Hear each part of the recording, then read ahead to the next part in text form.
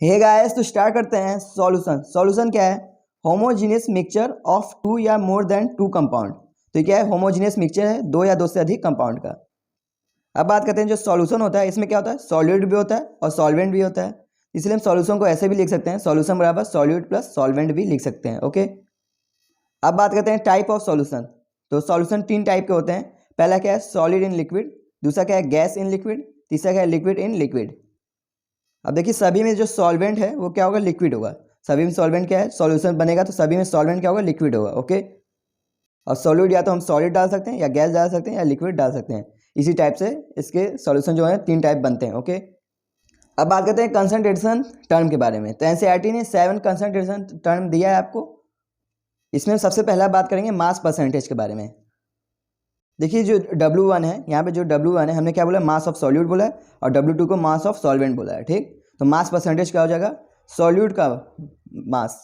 तो हम क्या बोल सकते हैं? सॉल्यूट का mass upon solute plus solvent का मास। ओके, या इसको हम ऐसे भी बोल सकते हैं, सॉल्यूट अपॉन सॉल्यूट का मास अपॉन सॉल्यूशन का मास। ये भी बोल सकते हैं, क्योंकि क्या है? सॉल्यूट प्लस सॉल्वेंट क्या हो गया? सॉल्यूशन हो गया। ओके, तो मास परसेंटेज क्या हो जाएगा? W1 upon W1 plus W2 into 100। यही है आपका मास परसेंटेज। ओके, दूसरा बात करते हैं वॉल्यूम परसेंटेज के बारे में।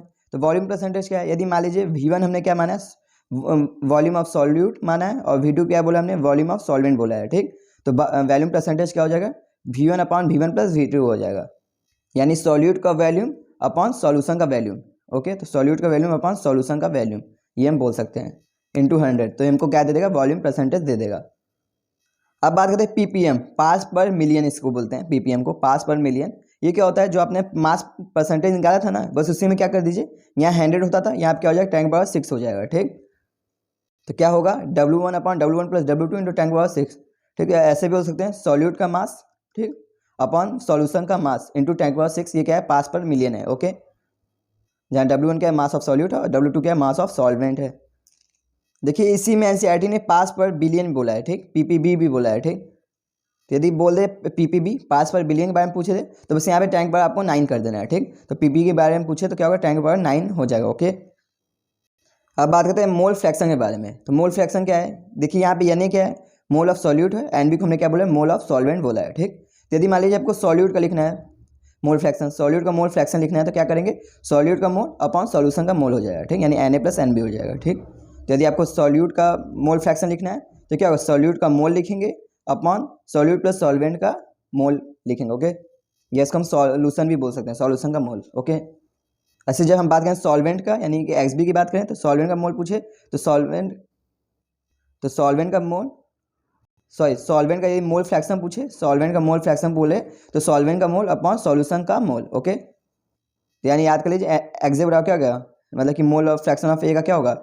Na upon Na plus NB होगा। मोल फ्रैक्शन बी का क्या होगा? NB upon Na plus NB हो जाएगा। ओके, अब बात करते हैं मोलारिटी। मोलारिटी क्या होता है? इसको एम से डिनोट करते हैं। क्या होता है? Mole upon solute, mole of solute upon volume of solution. ठीक, तो मोल ऑफ सॉल्यूट, ये सॉल्यूट का मोल होगा, अपॉन सॉल्यूशन का वॉल्यूम होगा। ओके, तो मोल of solute upon solution of volume of solution. Okay, तो याद करिए, सॉल्यूशन क्या होगा? वॉल्यूम किसका होगा? सॉल्यूशन का होगा। ठीक, यानी इसको वैसे भी लिख सकते हैं, और भी किसमें वॉल्यूम किसमें होगा? अभी लीटर में होगा। ठीक, तो मोल फ्रैक्शन क्या होगा? सॉरी, मोलारिटी क्या होगा? मोल of solute upon volume of solution होगा। ठीक, जहाँ वॉल्यूम क्या होगा? लीटर में होगा। यदि इसको ml में कर देंगे तो ऊपर 1000 आपको से मल्टीप्लाई कर देना होगा।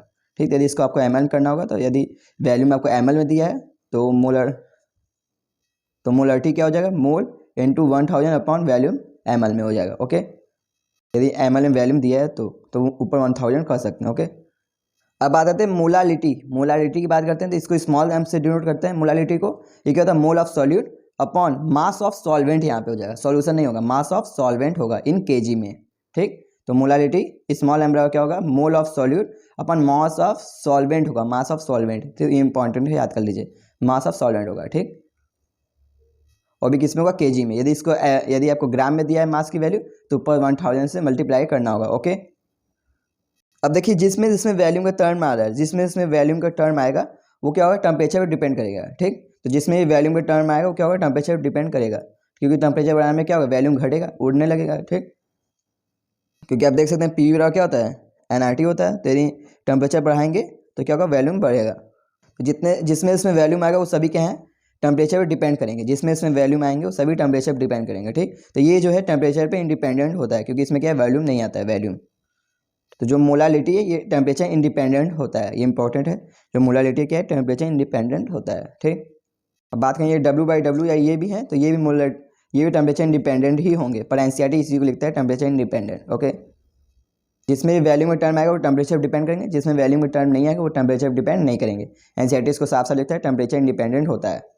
देखिए नीट 2011 और 15 क्वेश्चन है, क्या है, what is the mole fraction of one solute in 1 molar aqua solution. तो देखिए स्मॉल एम है, यानी मोलर की बात कर रहा है, यानी मोलालिटी की बात कर रहा है, ओके। तो हमसे क्या बोला है, what is mole fraction. Mole fraction क्या होगा, सॉल्यूट का मोल फ्रैक्शन क्या होगा, जबकि क्या बता रहा है, 1 मोलर एक्वा सॉल्यूशन के लिए। देखिए मोलालिटी बराबर क्या होता है, मोलालिटी बराबर क्या होता है, मोल of solute upon mass of solvent होता है, ठीक। तो यदि इसकी वैल्यू 1 है, इसकी मोलर की वैल्यू यानी 1 है, मोलालिटी की वैल्यू 1 है, तो अब ऐसे भी लिख सकते हैं इसको साफ साफ कि 1 मोल सॉल्यूट में क्या है, 1 kg वाटर है, ओके।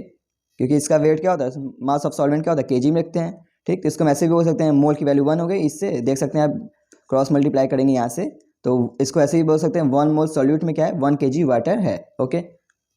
यहाँ से आप देख सकते हैं 1 मोल सॉल्यूट है, 1 मोल सॉल्यूट है, यानी सॉल्यूट की वैल्यू क्या हो गई, 1 मोल हो गई, और सॉल्वेंट की वैल्यू क्या हो गई, 1 kg हो गई। तो सॉल्वेंट की वैल्यू क्या हो गई, 1 kg यानी 1000 ग्राम हो गई, ठीक। तो हमसे क्या पूछा है, मोल फ्रैक्शन पूछा है सॉल्यूट का, यानी एक्से पूछ रहा है, ठीक। तो मोल फ्रैक्शन क्या होता है ए के लिए, Na/Na + Nb, ठीक। तो Na यानी कि सॉल्यूट का मोल क्या है, 1 है, तो 1/Na, Na भी क्या हो जाएगा, 1 हो जाएगा, प्लस Nb की वैल्यू क्या हो जाएगी, इसका मास आपको मिल गया है, ठीक। और वाटर के लिए, तो वाटर की वैल्यू क्या होती है, वाटर का एटॉमिक वेट कितना होता है, 18 होता है वाटर का। यहाँ से देख सकते हैं H2O को, हालांकि आप जानते होंगे वाटर का एटॉमिक वेट क्या है, 18 आएगा, ओके। इसको ऐसे भी देख सकते हैं 1/1 + 1000/18 हो जाएगा, ठीक। अब यहाँ इसको मल्टीप्लाई, यहाँ से एलसीएम लेंगे 18, तो 18 यानी 1018 होगा, 18 ऊपर चला जाएगा, तो 18/1018 हो जाएगा, ठीक। इसको अब डिवाइड करेंगे तो एक्जे की वैल्यू आ जाएगी मोल फ्रैक्शन की 0.0177 आएगी, ठीक। लगभग इसको हम यदि 1000 भी बोलें तो 1000 इसको डिवाइड करें तो ऑलरेडी यहाँ पे आ जाएगा, ठीक। यहाँ पे ऐसा पॉइंट, ठीक है, आंसर कुछ, तो ये 0.0177 आएगा, ओके। तो आंसर क्या होगा, डी। अब बात करते हैं सॉल्युबिलिटी। तो सॉल्युबिलिटी क्या है, कौन कितना सॉल्युबल है किसी लिक्विड में, कौन कितना, यानी कौन, यदि किसी लिक्विड में हमने कोई सॉल्यूट डाला तो कितना सॉल्युबल है, ये हमें बताता है सॉल्युबिलिटी। तो हमने 3 तरह के सॉल्यूशन पढ़ा था, क्या था, सॉलिड इन लिक्विड, दूसरा क्या है, गैस इन लिक्विड, और तीसरा क्या है, लिक्विड इन लिक्विड। तो तीनों हम सॉल्युबिलिटी की बात करेंगे, ओके। तो पहला बात करें सॉलिड इन लिक्विड में जो सॉल्युबिलिटी होता है किस पे डिपेंड करता है, इसके बारे में बात करते हैं। तो सॉलिड इन लिक्विड में जो सॉल्युबिलिटी किस पे डिपेंड करता है, नेचर ऑफ सॉल्यूट पे। पहला किस पे डिपेंड करता है, नेचर ऑफ सॉल्यूट और नेचर ऑफ सॉल्वेंट। तो सॉल्यूट और सॉल्वेंट का नेचर कैसा है उस पर डिपेंड करता है सॉल्युबिलिटी, ठीक। यानी लाइक डिजॉल्व लाइक, ये भी एनसीईआरटी लिखता है लाइक डिजॉल्व लाइक। तो जो यानी पोलर मॉलिक्यूल पोलर में डिजॉल्व होंगे, जो नॉन पोलर मॉलिक्यूल होंगे नॉन पोलर में ही डिजॉल्व होंगे, ओके। यानी इनके नेचर पे भी डिपेंड करता है, सॉल्यूट और सॉल्वेंट का नेचर कैसा है इस पर भी सॉल्युबिलिटी डिपेंड करता है, ठीक। तीसरा क्या बोलते हैं एनसीईआरटी, टेम्परेचर डिपेंड करता है। देखिए सभी हम बात करें सॉलिड इन लिक्विड वाले सॉल्यूशन की बात करें, सॉलिड इन लिक्विड यानी लिक्विड में सॉलिड को हम डालते हैं तो वाले सॉल्यूशन की हम बात करें, ओके। तो इसमें क्या होता है, जो टेम्परेचर होता है टेम्परेचर पे भी डिपेंड करता है। यदि इंडोथर्मिक रिएक्शन है, ठीक, यानी इंडोथर्मिक रिएक्शन हो रहा है तो उस कंडीशन में टेम्परेचर बढ़ाएंगे तो सॉल्युबिलिटी बढ़ेगी। तो यदि जो रिएक्शन कैसा है, एंडोथर्मिक है, ठीक, तो टेम्परेचर बढ़ाने में सॉल्युबिलिटी बढ़ेगी। यदि एक्सोथर्मिक है तो टेम्परेचर बढ़ाने में सॉल्युबिलिटी घटेगी। तो इंपॉर्टेंट है, इसको याद कर लीजिए। ये किसके लिए है, सॉलिड इन लिक्विड के लिए, ओके। तो ये इंपॉर्टेंट है, किसके लिए, सॉलिड इन लिक्विड के लिए टेम्परेचर बढ़ाने पे, इंडोथर्मिक है तो टेम्परेचर बढ़ाने पे सॉल्युबिलिटी बढ़ेगी, एक्सोथर्मिक है तो टेम्परेचर बढ़ाने पे सॉल्युबिलिटी घटेगी। अब बात करते हैं जो सॉलिड इन लिक्विड है इस पर प्रेशर का कोई इफेक्ट नहीं पड़ता है। तो सॉलिड इन लिक्विड वाले सॉल्यूशन में सॉल्युबिलिटी का प्रेशर पे कोई इफेक्ट नहीं है, ठीक। प्रेशर बढ़ाइए चाहे घटाइए उसके सॉल्युबिलिटी में कोई चेंजेस नहीं आएगा, ठीक। कौन सा सॉल्यूशन में, सॉलिड इन लिक्विड वाले सॉल्यूशन में। इस जो भी हम सब बात करें इस वाले सॉल्यूशन की बात करें, सॉलिड इन लिक्विड। तो आपके शुरू पेज में यही आपको दिया होगा एनसीईआरटी। तो ये एक बार फिर देख लेते हैं। पहला जो हमारा सॉल्यूशन क्या था, सॉलिड इन लिक्विड वाला सॉल्यूशन था। इसमें क्या होगा, सॉल्युबिलिटी किस पर डिपेंड करेगा, उसका सॉल्यूट और सॉल्वेंट के नेचर पर डिपेंड करेगा। जो पोलर मॉलिक्यूल है पोलर में डिजॉल्व होगा, जो नॉन पोलर मॉलिक्यूल है नॉन पोलर में डिजॉल्व होगा। इसी को एनसीईआरटी लिखता है लाइक डिजॉल्व लाइक, ठीक। बात करते हैं टेम्परेचर, इंडोथर्मिक रिएक्शन है टेम्परेचर बढ़ाने पर सॉल्युबिलिटी बढ़ेगी, एक्सोथर्मिक रिएक्शन है टेम्परेचर बढ़ाने पर सॉल्युबिलिटी घटेगी। प्रेशर पे कोई इफेक्ट नहीं पड़ेगा इसके सॉल्युबिलिटी में, प्रेशर बढ़ाई चाहे घटाई उसके सॉल्युबिलिटी में कोई इंक्रीजिंग या डिक्रीजिंग नहीं होगी। अब बात करते हैं दूसरा, गैस इन लिक्विड, यानी किसी लिक्विड में कोई गैस मिला है, ठीक, उस वाले सॉल्यूशन की बात करते हैं। तो उसमें पहला बात करते हैं टेम्परेचर पे। तो टेम्परेचर के इन्वर्सली प्रोपोर्शनल होता है सॉल्वेबिलिटी ऑफ गैस, ठीक। तो टेम्परेचर बढ़ाएंगे तो सॉल्वेबिलिटी घटेगी, इसमें उल्टा है, ओके। जबकि वहाँ टेम्परेचर किस पे डिपेंड करता था, एंडोथर्मिक और एक्सोथर्मिक रिएक्शन पे डिपेंड करता था। यहाँ पे उल्टा है, सीधे सीधे टेम्परेचर क्या है, इन्वर्सली प्रोपोर्शनल है सॉल्वेबिलिटी ऑफ गैस पे। क्योंकि टेम्परेचर बढ़ाएंगे तो क्या होगा, गैस ज़्यादा उड़ना चाहेगा, ठीक, तो सॉल्वेबल नहीं होगा और ज़्यादा उड़ के बाहर चला जाएगा। तो आप सिंपल से याद कर सकते हैं, एक गैस और लिक्विड वाला सॉल्यूशन है, तो उसमें क्या होगा, टेम्परेचर के इंडिपेंडेंट होगा, टेम्परेचर के इन्वर्सली प्रोपोर्शनल होगा सॉल्वेबिलिटी, ठीक। तो टेम्परेचर के इन्वर्सली प्रोपोर्शनल होगा सॉल्वेबिलिटी ऑफ गैस। अब बात करते हैं प्रेशर। तो प्रेशर पे इनका बहुत अच्छा इफेक्ट पड़ता है, ठीक। प्रेशर पे क्या होता है, इसके लिए हेनरी ने अपना लॉ दिया, ठीक। प्रेशर पे कैसा इफेक्ट है इसके सॉल्वेबिलिटी के लिए, तो हेनरी ने अपना लॉ दिया, हेनरी। तो हेनरी क्या कहते हैं, ये जो सॉल्वेबिलिटी ऑफ गैस इन लिक्विड वाला जो सॉल्यूशन है, सॉल्वेबिलिटी ऑफ गैस इन लिक्विड वाला सॉल्यूशन है, वो किसके प्रोपोर्शनल है, पार्शियल प्रेशर ऑफ गैस, ठीक। यानी यदि पार्शियल प्रेशर हम बढ़ाएंगे गैस का तो सॉल्वेबिलिटी इंक्रीज होगी, ठीक। यही इनका लॉ है कि पार्शियल प्रेशर गैस का बढ़ाएंगे तो सॉल्वेबिलिटी बढ़ेगी, ओके।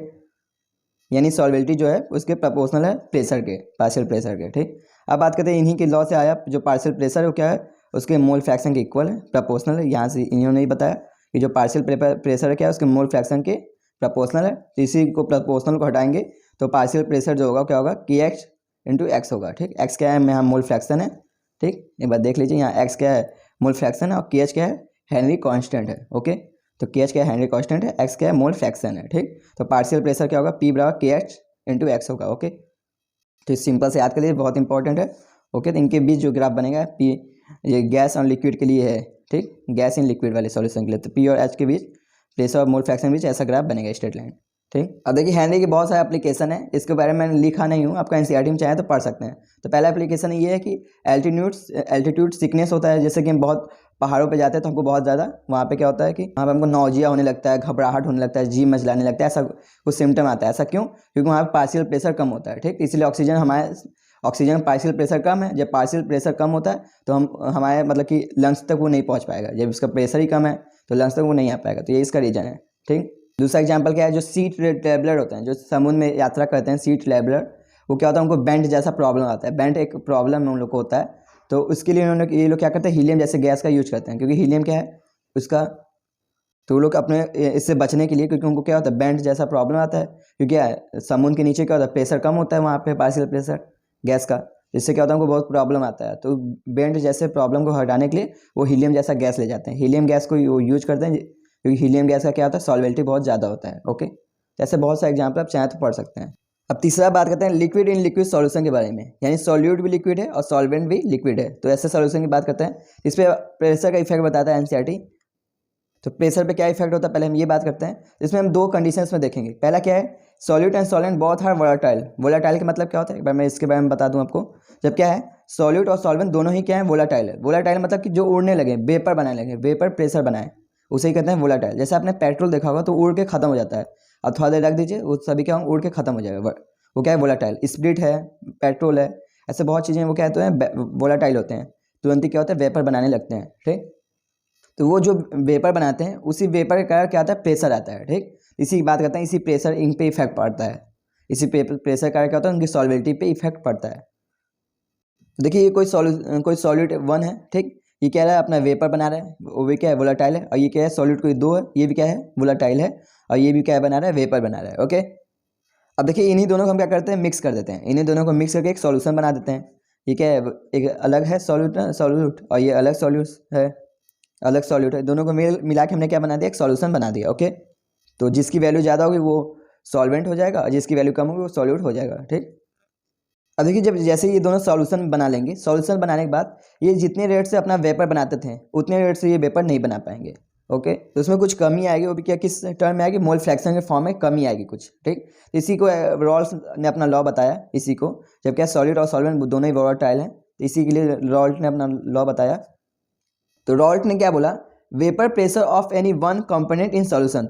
तो वेपर प्रेशर जो है किसी एक कंपोनेंट का, वेपर प्रेशर किसी एक कंपोनेंट इन सॉल्यूशन क्या होगा, प्रोपोर्शनल होगा मोल fraction of that component in solution, ठीक। तो क्या सॉल्यूशन में दोनों है, तो किसी एक कंपोनेंट का यदि वेपर प्रेशर की बात करें उसके मोल फ्रैक्शन के प्रोपोर्शनल होगा, ठीक। यानी मैंने यदि हम PA की बात करें तो PA क्या होगा, ठीक, जो PA द्वारा जो प्रेशर आएगा वो क्या होगा, उसके मोल फ्रैक्शन के प्रोपोर्शनल होगा। तो हम पी ए बराबर ये भी लिख सकते हैं P A not into X A भी लिख सकते हैं। पी ए बराबर क्या लिख सकते हैं P A not into X B, यदि प्रपोर्शनल घटाएंगे तो। अब बात करते हैं यहाँ पी ए नॉट क्या है। जब ये प्योर फॉर्म में जो वेपर बनाते थे वही है, जब मिलाने से पहले जो वेपर बनाते थे वो फॉर्म है, ठीक। तो पी ए नॉट क्या है, एकदम प्योर फॉर्म में जो वेपर बनाते थे वही है। तो देखिए वहाँ पे क्या एक्स टाइम कम हो गया, तो मोल फ्रैक्शन हमेशा इसकी वैल्यू 1 से कम ही होती है, आप ये जानते हैं। तो पहले जो प्योर फॉर्म में बनाते थे वहाँ क्या मोल के फॉर्म में, मोल फ्रैक्शन फॉर्म में कमी आई इसमें, ठीक। तो जैसे ही सॉल्यूशन में गया तो इसमें मोल फ्रैक्शन फॉर्म में कमी आई। तो सिंपल से याद कर, क्योंकि मोल फ्रैक्शन की वैल्यू हमेशा 1 से कम होती है, तो यहाँ पे क्या होगी इसकी वैल्यू थोड़ा कम हो जाएगी, ओके। तो यहाँ पी ए नॉट क्या है, प्योर फॉर्म में जो प्रेशर है, वेपर प्रेशर, जब प्योर फॉर्म में थे, मिलाने से पहले की बात है। अब पी ए क्या है, जब मिक्सचर में कितना जो ए का कॉम्पोनेंट है, ए का प्रेशर कितना होगा, ए के कारण, ठीक। मिक्सचर ए के कारण कितना प्रेशर होगा ये है। तो पी ए बराबर क्या होगा P A not into x से याद कर लीजिए, सिंपल सा।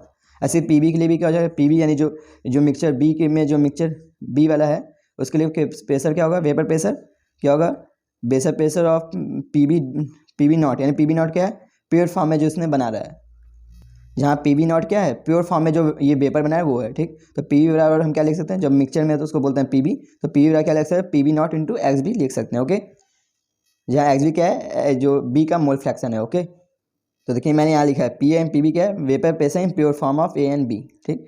तो पी ए नॉट और पी बी नॉट क्या है vapour pressure in pure form में, जब प्योर फॉर्म में थे तब का वेपर प्रेशर, ठीक। अब देखिए सॉल्यूशन दोनों है, ए भी है बी भी है, तो नेट प्रेशर क्या होगा दोनों का रहेगा। तो नेट प्रेशर क्या होगा पी टोटल क्या होगा P A plus P B हो जाएगा, ठीक। तो पी टोटल हम ये भी लिख सकते हैं P A not into X A plus P B not into X B भी लिख सकते हैं, ठीक। यहाँ से वैल्यू रख के, ओके। तो अब ये फॉर्मूला याद कर लीजिए, टोटल प्रेशर क्या होगा वेपर प्रेशर टोटल क्या होगा P A not into X A plus P B not into X B, okay. तो आपको सिंपल से ये फॉर्मूला याद करना है, पी टोटल क्या होगा P A not into X A plus P B not into X B याद करना होगा, ठीक। जहाँ पी ए क्या है प्योर फॉर्म में वेपर प्रेशर है और पी बी क्या है प्योर फॉर्म में वेपर प्रेशर जो बी का है, ओके। एक्स ए क्या है मोल फ्रैक्शन है ए का और ये क्या है मोल फ्रैक्शन ऑफ बी का है, ओके। अब बात करते हैं जो मोल फ्रैक्शन होता है पूरे सॉल्यूशन क्या होता है 1 होता है, X A plus X B बराबर 1 होता है, ठीक। तो एक्स बी को यदि हमको लिखना होगा तो क्या होगा 1 माइनस एक्स ए लिख देंगे, एक्स बी को लिखना होगा क्या लिखेंगे 1 माइनस एक्स ए लिख सकते हैं एक्स बी को, ठीक। तो बस यहाँ पे वैल्यू रख दीजिए एक्स बी की जगह, तो P A not into X A plus P B not into 1 minus X A लिख देंगे, ओके। तो ये भी आपको याद करना होगा, ठीक। पर हम क्वेश्चन हमेशा इसी सॉल्व करेंगे क्योंकि इससे थोड़ा आसान हो जाएगा, क्योंकि 10 बार इसको आप रखेंगे, इससे आप इसी सॉल्व कर दीजिए, ठीक। अब देखिए इसी को सॉल्व करेंगे, अंदर बी का मल्टीप्लाई करेंगे तो P B minus P B into X A हो जाएगा, ठीक। तो इसको हम ऐसे भी लिख सकते हैं, तो आपका ये फॉर्म बनेगा। तो जो पी टोटल होगा क्या P B not plus X A P B A naught sorry P A not minus P B naught, okay. जब आप यहाँ के मोल फ्रैक्शन की वैल्यू रखेंगे यानी 1 माइनस एक्स बी रखेंगे तो आपका ये फॉर्म आएगा। तो आप दोनों चाहे तो याद कर सकते हैं, नहीं तो आप वहाँ पे भी निकाल सकते हैं, ठीक। तो पर इसको याद करना बहुत ईजी है, तो इसीलिए मैं आपको याद ही करा देता हूँ, बहुत ज़्यादा मुश्किल नहीं है इसको याद करना। देखिए सिंपल सा पहले हम ये वाला दिखा देते हैं, ये पी टोटल लिखना होगा तो आपको पहले पी ए लिख दीजिए, मान लीजिए कि पी ए के फॉर्म में लिखना है, तो पी ए यहाँ हो जाएगा, तो यहाँ क्या हो जाएगा एक्स बी होगा, तो P A plus X B होगा, ठीक। यदि एक्स बी यहाँ तो यानी इसमें जो चेंज होगा P B minus P A लिखेंगे, ठीक। इसमें चेंज क्या लिखेंगे P B minus P A लिख देंगे। तो सिंपल से याद कीजिए, इसी पी टोटल को हम ऐसे भी लिख सकते हैं, यदि पी ए यहाँ पे आप लिख रहे हैं तो यहाँ पे क्या होगा एक्स बी हो जाएगा, तो ए यहाँ पे तो यहाँ पे बी हो जाएगा, तो P A naught plus X B हो जाएगा और इनका चेंज क्या होगा P B minus P A लिख देंगे। यदि मान लीजिए बी के फॉर्म में हमको लिखना है तो पी टोटल क्या हो जाएगा पी बी नॉट प्लस यहाँ पे क्या है एक्स ए होगा, ये यहाँ पे बी है तो यहाँ क्या होगा एक्स ए हो जाएगा, P B not plus X A, यहाँ पे चेंज क्या होगा X A minus P A minus P B हो जाएगा, ओके। यहाँ पे चेंज किसका होगा P A not minus P B nought हो जाएगा, क्योंकि यहाँ पे ए है, तो यहाँ पे जो होगा उसी फॉर्म में आपको लिखना है। तो उसको याद करना है बहुत ईजी, इसे मैं आपको याद भी करा रहा हूँ, अदरवाइज आप इसको भी सॉल्व करके कर सकते हैं। तो आप याद कर लीजिए बहुत ज़्यादा कठिन नहीं है, इसलिए यदि ए के फॉर्म में यहाँ पे तो यहाँ बी हो जाएगा, ठीक। यहाँ ए है तो यहाँ बी है, तो इनका चेंज भी क्या होगा बी माइनस ए लिखेंगे, ओके। तो ऐसे आप याद करें बहुत ज़्यादा कठिन नहीं है। तो देखिए ये जो अब बात करते हैं प्रेशर और मोल फ्रैक्शन के बीच ग्राफ, तो इसी से बनाइए, प्रेशर और मोल फ्रैक्शन के बीच ग्राफ कैसा बनाए इसी से बनाए, ठीक। अब यहाँ से देख सकते हैं, ठीक। तो कैसा बनता है देखिए यहाँ पे क्या है इंटरसेक्ट भी है, तो मान लीजिए पी बी बात करते हैं यहाँ पे इंटरसेक्ट क्या है पी बी है, ठीक। और क्या है तो ग्राफ कैसा कुछ पी टोटल कैसा बन जाएगा कुछ इंक्रीजिंग बन जाएगा, ओके। इस ग्राफ को पहले अच्छे से समझते हैं, ठीक। तो देखिए क्या है यहाँ पे जो मोल फ्रैक्शन है इसकी मैक्सिमम वैल्यू क्या हो सकती है 1 हो सकती है, ठीक। तो यदि मान लीजिए हम इसको मान लिए 1, ठीक। जो मोल फ्रैक्शन बी को हमने मान लिया 1, तो मोल फ्रैक्शन 1 जो ए कितना हो जाएगा 0 हो जाएगा, क्योंकि मेल फ्रैक्शन की मैक्सिमम वैल्यू क्या हो सकती है 1 हो सकती है वो सोल्यूशन में। यदि मैं एक्स बी को 1 मान लिया तो एक्स से क्या हो जाएगा 0 हो जाएगा, ठीक। देखिए अब यहाँ पे एक्स वी की वैल्यू जीरो रखे, एक्स ए की वैल्यू जीरो रखोगे तो यहाँ जो पी टोटल होगा पी वी के बराबर होगा, पी वी नॉट के बराबर होगा पी टोटल। यहाँ पे पी टोटल क्या होगा, पी वी नॉट के बराबर है, ठीक। तो जब मोल फ्रैक्शन ए क्या है, मोल फ्रैक्शन बी जब 1 है तो क्या है, पी वी के जो पी टोटल है क्या है, पी वी नॉट के बराबर है। जब बी का फ्रैक्शन मोल फ्रैक्शन हमने पूरा 1 बोला है तो पी टोटल क्या है, पी वी नॉट के बराबर, यानी क्या है, प्योर सॉल्यूशन की बात है। यहाँ पे क्या है, प्योर सॉल्यूशन है, ठीक। अब देखिए जैसे जैसे मोल फ्रैक्शन वैल्यू घटती गई, जैसे देखिए 1 से क्या है, जीरो होती गई, ठीक। 1 से इसकी वैल्यू क्या होगी, जीरो। तो जैसे जैसे घट रही मोल फ्रैक्शन वैल्यू तो जो पी टोटल है ये क्या हो रहा है, घट रहा है। तो पी टोटल क्या होगा, घटता जाएगा। मोल फ्रैक्शन वैल्यू घटेगी तो पी टोटल की वैल्यू घटती जाएगी, ठीक। क्योंकि हम यहाँ से देख सकते हैं पी वी बराबर क्या होता है, P V naught plus X B. तो यदि मोल फ्रैक्शन वैल्यू घट रही है तो ये जो पी बी वाला जो है वो क्या होगा, घटेगा, ठीक। ऐसे ये यहाँ भी देख सकते हैं, अब यहाँ पे क्या है, मोल फ्रैक्शन 1 की बालनी है मैक्सिमम वैल्यू।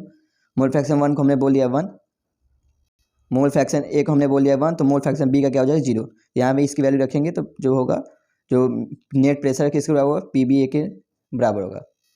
तो नेट प्रेशर क्या होगा, पी बी ए नॉट के बराबर होगा, ठीक। जैसे जैसे यहाँ की 1 की वैल्यू क्या होगी, जीरो घटती जाएगी, ऐसे क्या होगा, जो प्रेशर होगा घटता जाएगा। तो यही ग्राफ आपको बता रहे हैं एनसीईआरटी में, ठीक। और जो नेट प्रेशर होगा तो ये दोनों कार्य होगा, ए और बी के कार्य दोनों आएगा, तो नेट प्रेशर का ग्राफ कुछ ऐसा बन जाएगा, दोनों कार्य।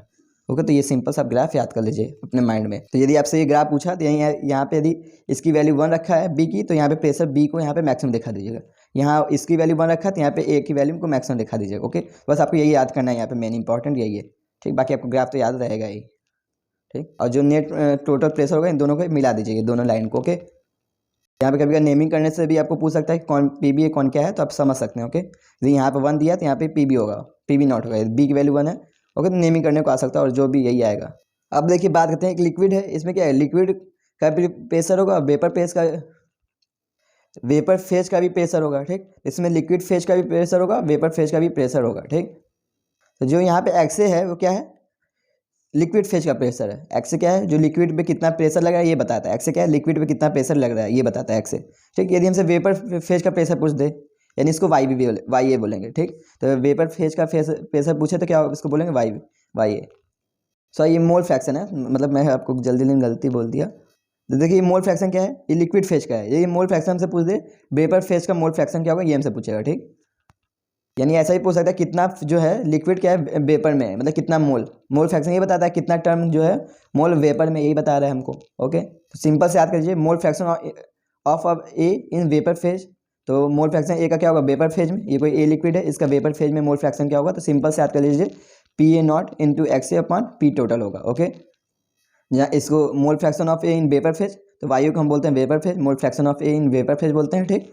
जहाँ एक्स ए क्या है, मोल फ्रैक्शन है इन लिक्विड फेज में, मोल फ्रैक्शन क्या है इन लिक्विड फेज में ए का, ठीक। जहाँ पी ए नॉट क्या है, इस लिक्विड में कितना प्रेशर लगा रहा है ये वेपर। ओके, तो पी ए नॉट क्या है, इस लिक्विड ने कितना इस पर प्रेशर लगाया, इस वेपर ने कितना इस पर लिक्विड प्रेशर लगाया, ये है अपॉन पी टोटल प्रेशर अभी हमने निकाला। क्या होता है, X A P A not into X A plus P B not into X B, यही होता है ना पी टोटल। तो सिंपल से याद कर लीजिए, यदि मोल फ्रैक्शन तो पूछ दे वेपर फेज के लिए ए का, तो ए का मोल फ्रैक्शन वेपर फेज का क्या होगा, जो क्या होगा, pressure of A in pure form, pressure of A in pure form into X A upon P total हो जाएगा। ये कैसे है, ये डाल्टन लॉ से आया है, ठीक। तो देखिए एक्चुअली है कुछ नहीं, है तो पार्शियल प्रेशर है ना, हमने अभी लिखा था पी ए के लिए, पी ए बराबर क्या होता है, P A not into X B, ठीक। तो डाल्टन लॉ क्या होता है कि डाल्टन लॉ बताता क्या है कि जो प्रेशर पार्शियल प्रेशर होता है वो क्या होता है, mole fraction upon mole fraction into total pressure होता है। पार्शियल प्रेशर ये होता है, बस यहाँ से आपकी वैल्यू आएगी, ठीक। तो यहाँ से आप सॉल्व करेंगे तो जो आपका मोल फ्रैक्शन ए का जो आएगा वो क्या होगा, partial pressure A upon total pressure, partial pressure A upon total pressure होगा। पार्शियल प्रेशर ए क्या होता था, P A not into X A होता था, ठीक। बस आप सिंपल से याद कर लीजिए, यदि ए का मोल फ्रैक्शन पूछे तो क्या होगा, P A not into x upon P total याद हो जाएगा, ठीक है। यदि पी बी का पूछे, मोल fraction of be in vapour phase पूछे, तो आई बी एस को बोलते हैं, यानी क्या हो जाएगा, P A not into X B upon P total हो जाएगा, ठीक। तो अब इसको सिंपल से याद कर सकते हैं, आपको ऐसे भी याद होगा क्या होगा, partial pressure upon total pressure. Partial pressure की वैल्यू आप जानते ही हैं किसी एक के लिए, यदि बी की बात करें पार्शियल प्रेशर क्या होता है, P A naught P B not into X B naught upon P total. Okay, ये ऑलरेडी हमने डाल्टन लॉ में ये पढ़ा था। ओके, तो आप सिंपल से याद कर लीजिए। अब यदि ज़्यादा कंफ्यूज होंगे तो सिंपल से याद कर लीजिए, partial pressure upon total pressure, यही होगा मोल फ्रैक्शन बी के लिए। चाहे ए की बात करें तो भी वही partial pressure upon total pressure, और ए का पार्शियल प्रेशर आप लिख ही सकते हैं, A not into X B, P A not into X B. Okay, कि मैंने इसको आपको इसलिए इंपॉर्टेंट समझा क्योंकि बहुत ज़्यादा इंपॉर्टेंट यदि पूछ दिया तो इससे ट्रिकी क्वेश्चन बन सकते हैं आपके लिए, इसीलिए। हालांकि नीट में इससे क्वेश्चन नहीं आया है, पर आपके एनसीईआरटी में इससे क्वेश्चन दिया है। ओके, ये नीट 2008-5 का क्वेश्चन है। क्या है? Vapour pressure of two liquid P and Q are 80 and 60 torrs. तो वेपर प्रेशर हमको दे दिया किसका? पी और क्यू के लिए कितना है? 80 टॉर्स एंड 60 टॉर्स बोला है, ठीक, respectively. The total vapour pressure of the solution obtained by the mixing 3 mole of P and 2 mole of Q would be, ठीक। तो जब क्या है टोटल वेपर प्रेशर क्या होगा? सॉल्यूशन का हमसे पूछा है, जब उनको मिला दिए तो यही पूछा है। तो total vapour pressure of solution obtained by the mixing, जिसको ऑब्टेन कैसे किया गया? मिक्स करके क्या? 3 मोल ऑफ पी को जो 3 है पी के 3 मोल को और क्यू के 2 मोल को मिला के बनाया गया। ओके, तो हमसे वही पी टोटल की बात कर रहा है, यानी मिक्सचर का प्रेशर क्या होगा ये हमसे पूछा है, वेपर प्रेशर क्या होगा, ठीक। तो सबसे पहले हम आइए वो लिख लेते हैं। सबसे पहले हम मोल फ्रैक्शन लिख लेते हैं। तो देखिए वो पी के लिए मोल फ्रैक्शन लिखना होगा तो क्या लिखेंगे? पी का मोल फ्रैक्शन लिख क्या लिखेंगे? पी का मोल अपन टोटल मोल, पी का मोल अपन टोटल मोल, पी का मोल कितना है? 3 है, अपन टोटल मोल क्या होगा? 3 + 2 5 हो जाएगा, ठीक। तो एक्स भी क्या हो जाएगा? 3/5 हो जाएगा। ऐसे बात करें क्यू का हमको मोल फ्रैक्शन लिखना है तो क्या होगा? क्यू का मोल अपन टोटल मोल, तो क्यू का मोल कितना है? 2 है, अपन टोटल मोल कितना है? 3 × 2 = 5, ये 2/5 हो जाएगा, यानी 2/5 हो जाएगा ये, ठीक। तो आइए टोटल प्रेशर लिख देते हैं। तो पी टोटल क्या होगा? P1 × x1 + B2 × x2 भी लिख सकते हैं, ठीक। जहाँ P1 क्या है? प्योर फॉर्म में प्रेशर है, और x1 क्या है? उसका मोल फ्रैक्शन है। यहाँ भी क्या है? P2 की जो प्योर फॉर्म में है उसका प्रेशर, और x2 क्या है? उसका मोल फ्रैक्शन है। ओके, तो चलिए पहले हम P की बात करें। तो P का प्रेशर कितना दिया है? 80 दिया है P का प्रेशर। P का प्रेशर कितना दिया है? 80 दिया है, तो 80 इसका मोल फ्रैक्शन कितना है? 3/5 है, ठीक। फिर प्लस अब इसकी प्रेशर लिख लेते हैं। तो क्यू का प्रेशर कितना है? 60 है, क्यू का प्रेशर कितना है? 60, और क्यू का मोल कितना है? 2/5 है, ठीक। यहाँ से वैल्यू सॉल्व करते हैं तो ये हो जाएगा आपका 16 बार में 16 5 80 होता है, ठीक। और ये होगा 48, 16 × 48, ठीक। ये जो आपका जाएगा 12 12 × 5 = 60, और 12 12 × 2 = 24, ये हो जाएगा 24। ओके, और इसको ऐड करेंगे तो कितना हो जाएगा? आपका 72 हो जाएगा, ठीक। क्योंकि 8 और 48 और 4 कितना होगा? 50, 50 और 20 48 और 4 कितना होगा? 52, 52 और 20 72। आंसर क्या होगा? पी टी बराबर कितना होगा? 72। आंसर क्या होगा? ए। ओके, तो अच्छा है, इजी क्वेश्चन है। नीट में इजी क्वेश्चन ही आते हैं। देखिए जो फॉर्म ने हमने आपको याद कराया था उसी फॉर्म में ही क्वेश्चन दे दिया है, ठीक। देखिए 2012 का क्वेश्चन है। क्या है? P and P we are the vapour pressure of pure liquid component A and B respectively. तो पी और पी वी क्या है? प्योर फॉर्म में है उसका प्रेशर। पी और पी वी क्या है? प्योर फॉर्म में ए और बी का प्रेशर बता रहा है, ठीक। Of an ideal binary solution if X से represent the mole fraction of component A, X से क्या रिप्रेजेंट करता है? मोल फ्रैक्शन ए का, और the total pressure of solution will be, तो टोटल प्रेशर क्या होगा? सोल्यूशन का। ओके, देखिए मोल फ्रैक्शन क्या है? ए के फॉर्म में देते हैं। यहाँ पे ए होगा, जब यहाँ ए होगा तो यहाँ पे क्या होगा? बी होगा। जब इधर ए है तो इधर क्या होगा? बी होगा। मैंने बोला था यहाँ ए है तो यहाँ बी होगा, तो यहाँ क्या होगा? बी। इसी दोनों में है तो यहाँ ए है यहाँ बी है, ठीक। और यहाँ ए है तो इसीलिए ए वाला चेंज होगा। चेंज किसका लेंगे? ए वाला। आंसर इसी में है, तो ए का चेंज क्या होगा? P A minus P B हो जाएगा। तो P B plus P A B plus X A into P A minus P B होगा, ठीक। तो P A minus P B है क्योंकि यहाँ पे एक्स है। ओके, तो आंसर क्या होगा? डी, क्योंकि मोल फ्रैक्शन हमको ए का ही केवल बताया था इसीलिए। तो जिस फॉर्म में याद करें ऐसे आप तुरंत कर सकते हैं, नहीं तो आप पूरा सॉल्व करेंगे तो आएगा। अभी हमने इसके पहले देखा क्या? सॉल्यूट और सॉल्वेंट दोनों क्या थे? वोलाटाइल्स हैं। नहीं, सॉल्यूट और सॉल्वेंट दोनों अपना अपना प्रेशर बनाते थे। अब हम बात करते हैं सॉल्यूट इज नॉन वोलाटाइल। जब सॉल्यूट क्या है? नॉन वोलाटाइल है, एंड सॉल्वेंट जो है वो क्या है? वोलाटाइल है। ओके, यानी जो सॉल्यूट है नॉन वोलाटाइल यानी वो अपना प्रेशर तो बनाएगा नहीं। जो नॉन वोलाटाइल है तो वो प्रेशर नहीं बनाएगा, वेपर प्रेशर नहीं बनाएगा।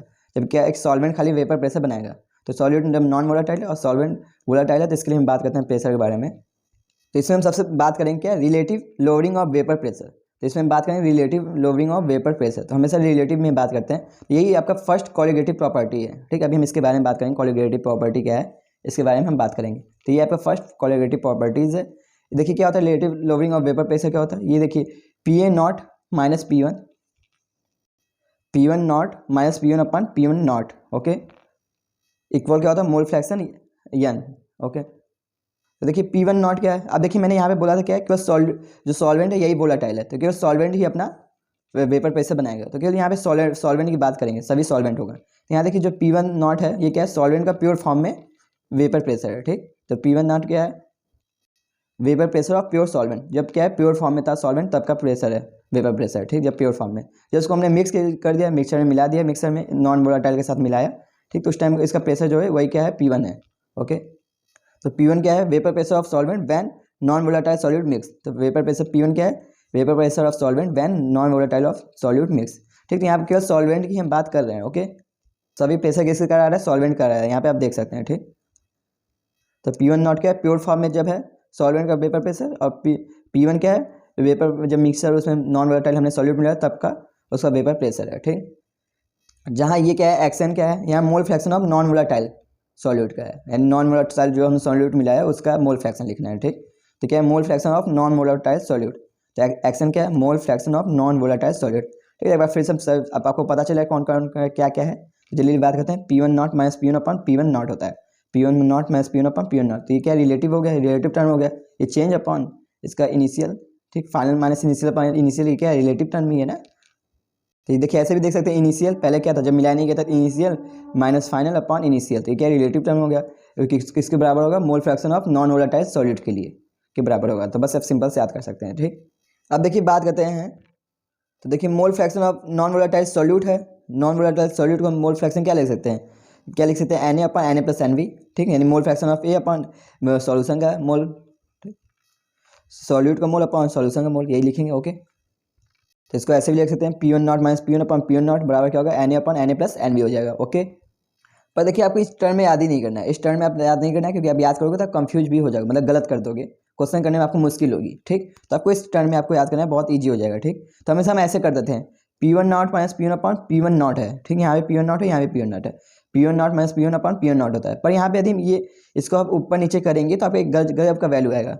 ठीक है, इसका रेशियो आप ले लेंगे, ए और बी का रेशियो ले लेंगे यहाँ से। ठीक, वन कॉमन लेके, तो आपका एक रेशियो बहुत गजब का आएगा। क्या हो जाएगा, ये बस यहाँ बस चेंज ये आ जाएगा कि यहाँ पे देखिए बस यही चेंज है, P1 not minus P1 upon P1 हो जाएगा। ठीक, जहाँ P1 यहाँ P1 नॉट था, बस यहाँ पे क्या हो जाएगा, P1 हो जाएगा। तो इसका रेशियो अब क्या हो जाएगा, Na अपॉन NV का रेशियो क्या होगा, P1 not minus P1 upon P1 हो जाएगा। ठीक, तो ये हमने इसको रेशियो निकाला है, यहाँ से वन कॉमन निकाल के ये रेशियो निकाला, तो बस यहाँ पे P1 हो गया, P1 नॉट की जगह। ठीक, तो ये आपका रेशियो आ जाएगा, इससे आप बहुत आराम से सॉल्व कर सकते हैं। यदि मोल के फॉर्म में दिया है क्वेश्चन में तो आपको मोल फ्रैक्शन निकालने की जरूरत ही नहीं, सीधे A और B का रेशियो ले लीजिए, वो क्या हो जाएगा, P1 not minus P1 upon P1 हो जाएगा। ठीक, तो बहुत सिंपल हो जाएगा सॉल्व करने में आपको, तो ये ट्रिक है, अब इससे सॉल्व कर सकते हैं। ठीक, देखिए नीट का एक क्वेश्चन है, 2007 का क्वेश्चन है, और 1996 का 2 बार क्वेश्चन सेम आया था। क्या है, vapour pressure of at given temperature of an ideal solution contain 0.2 mole of non volatile solute. तो सॉल्यूट का हमको मोल दे दिया है, सॉल्यूट कितना, सॉरी नॉन वोलेटाइल सॉल्यूट की मोल कितना है, 0.2 दिया है। ठीक,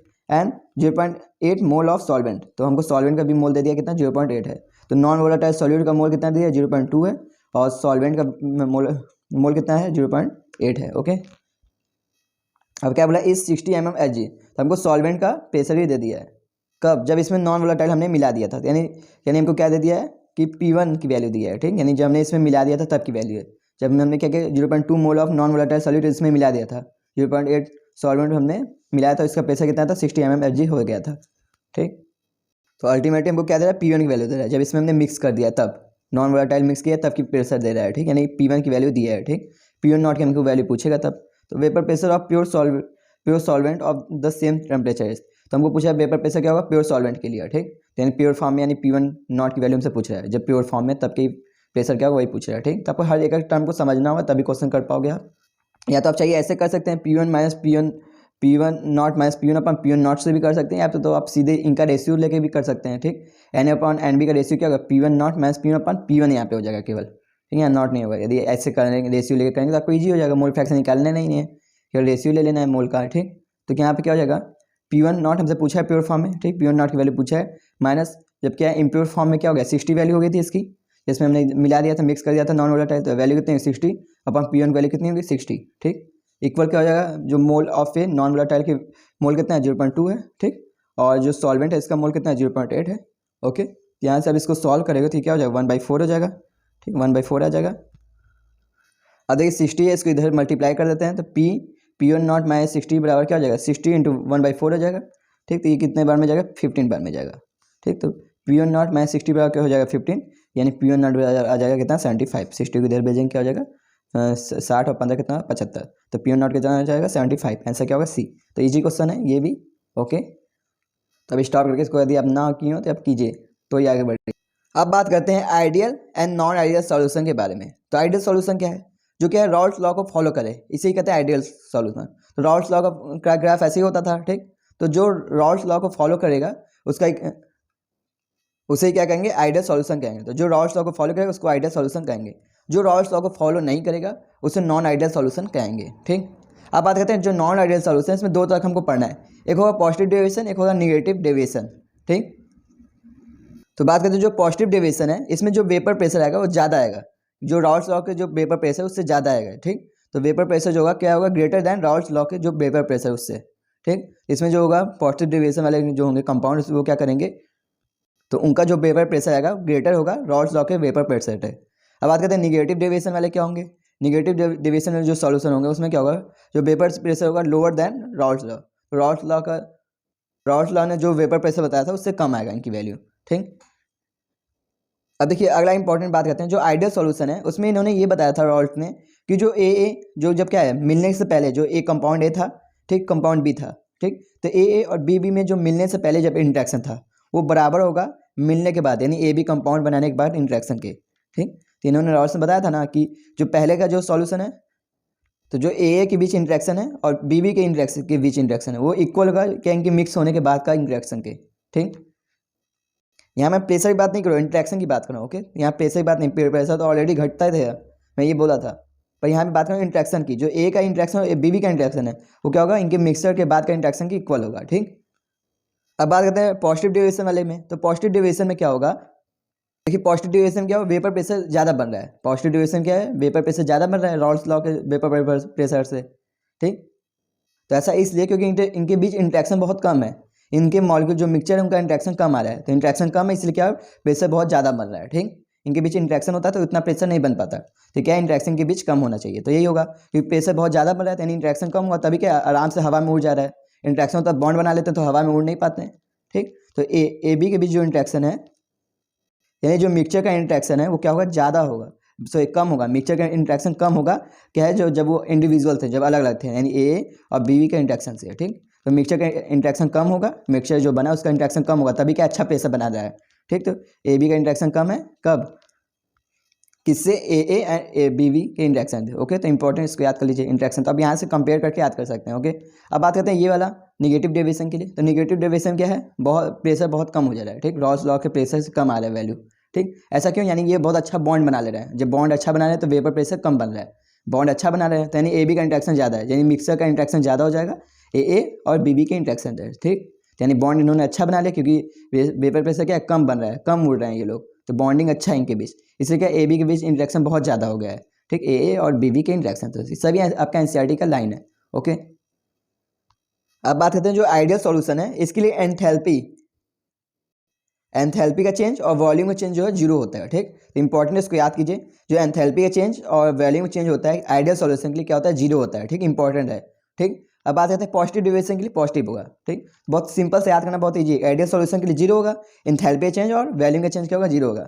पॉजिटिव डेविएशन के लिए क्या होगा, एंथैल्पी का चेंज पॉजिटिव आएगा और वॉल्यूम चेंज भी पॉजिटिव होगा, यानी जीरो से ज़्यादा होगा। ठीक, इसको आप पॉजिटिव अपने नोट्स में पॉजिटिव ही लिखिएगा, ऐसे आप कंफ्यूज ज़्यादा हो जाएंगे। ठीक, तो याद के लिए पॉजिटिव डेविएशन में पॉजिटिव होगा, एंथैल्पी चेंज भी पॉजिटिव होगा, वॉल्यूम का चेंज भी पॉजिटिव होगा। तो सिंपल से ऐसे याद कीजिए, पॉजिटिव में ऐसे मत याद करके लिखिएगा अपने नोट्स में। ओके, ग्रेटर देन जीरो करके मत लिखिएगा।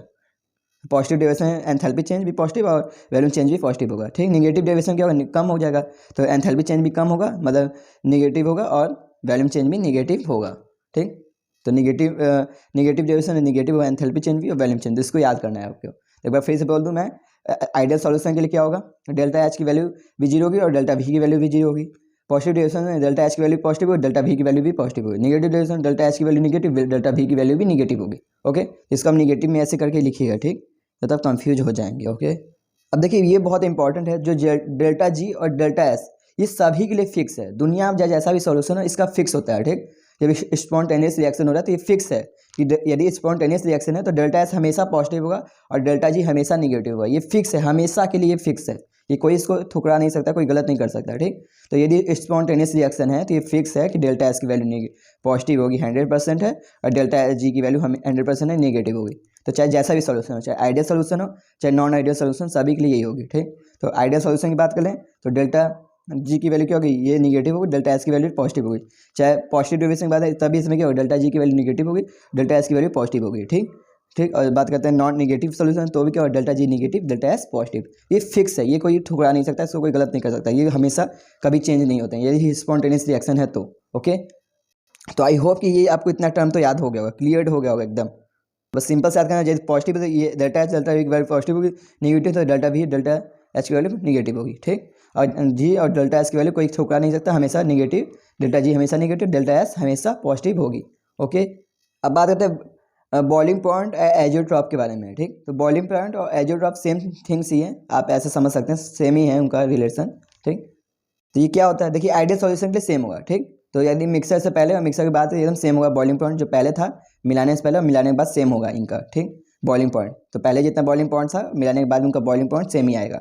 ठीक, अब बात करते हैं पॉजिटिव डिवीजन है, ये पॉजिटिव डिवीजन है, यहाँ पे उल्टा हो जाता था हमेशा। देखिए पॉजिटिव डेल्टा भी डेल्टा डेल्टा एच की वैल्यू क्या होती थी, पॉजिटिव होती थी, लेकिन यहाँ क्या है बॉइलिंग पॉइंट मिनिमम हो जाएगा। ऐसा क्यों, ये बॉइलिंग पॉजिटिव डिवीजन यानी अच्छा खासा वेपर बना रहे हैं, जब अच्छा खासा वेपर बना रहे हैं तो मतलब कम ही टेम्परेचर आप देंगे तो आराम से बॉयल हो जाएगा, तो यानी बॉइलिंग पॉइंट क्या हो जाएगी, मिनिमम हो जाएगी। ओके, तो अच्छा खासा ये वेपर बना रहे हैं, इसलिए क्या होगा, बॉइलिंग पॉइंट मिनिमम होगा, बहुत कम ही टेम्परेचर पर अच्छा खासा वेपर बना के उड़ जाएंगे। ओके, याद करिए बॉइलिंग पॉइंट का टर्म हमेशा उल्टा याद करना है आपको। ठीक, तो बॉइलिंग टाइम पॉइंट वाला टर्म आपको उल्टा याद करना है।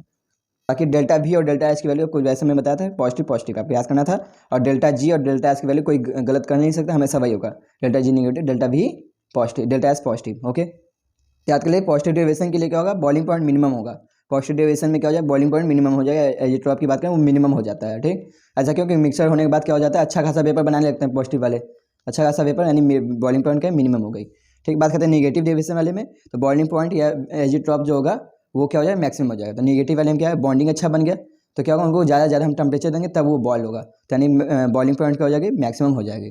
तो बस बॉइलिंग पॉइंट के लिए आपको उल्टा याद करना है। ओके, एक बार फिर से देख लीजिए, आइडियल सॉल्यूशन के लिए सेम होगा, मिक्सर से पहले मिक्सर के बाद सेम होगा। पॉजिटिव डेविएशन में क्या होगा, बॉइलिंग पॉइंट जो होगा या एजियोट्रॉप की बात करें क्या हो जाएगा, मिनिमम हो जाएगा, पॉजिटिव डेविएशन मिनिमम हो जाएगा, और यदि नेगेटिव डेविएशन की बात करें बॉइलिंग पॉइंट एजियोट्रॉप्स मैक्सिमम हो जाएगा। अब बात करते हैं एग्जाम्पल, बहुत ज़्यादा इंपॉर्टेंट एग्जाम्पल याद करना है आपको।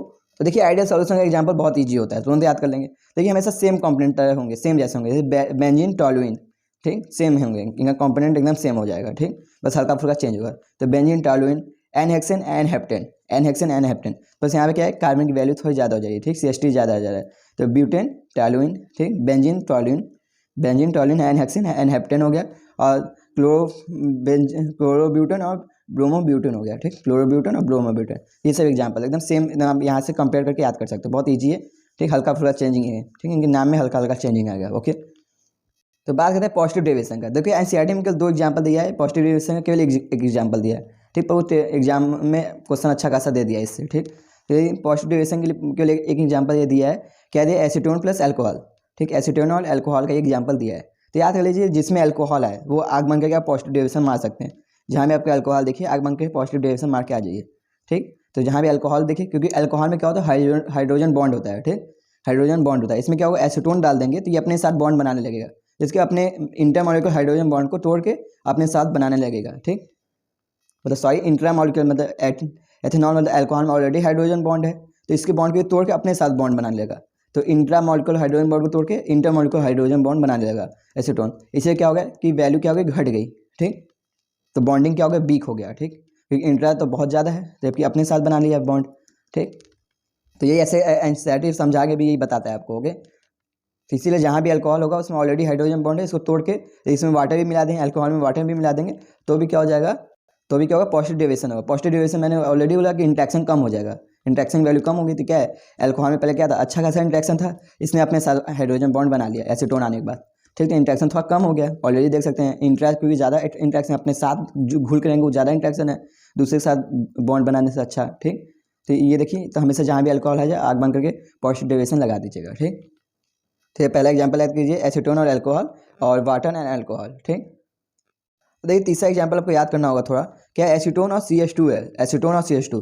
तो जो एसीटोन है ये तो हाइड्रोजन बॉन्ड बना सकता है, लेकिन CH2 जो है नॉन पोलर है।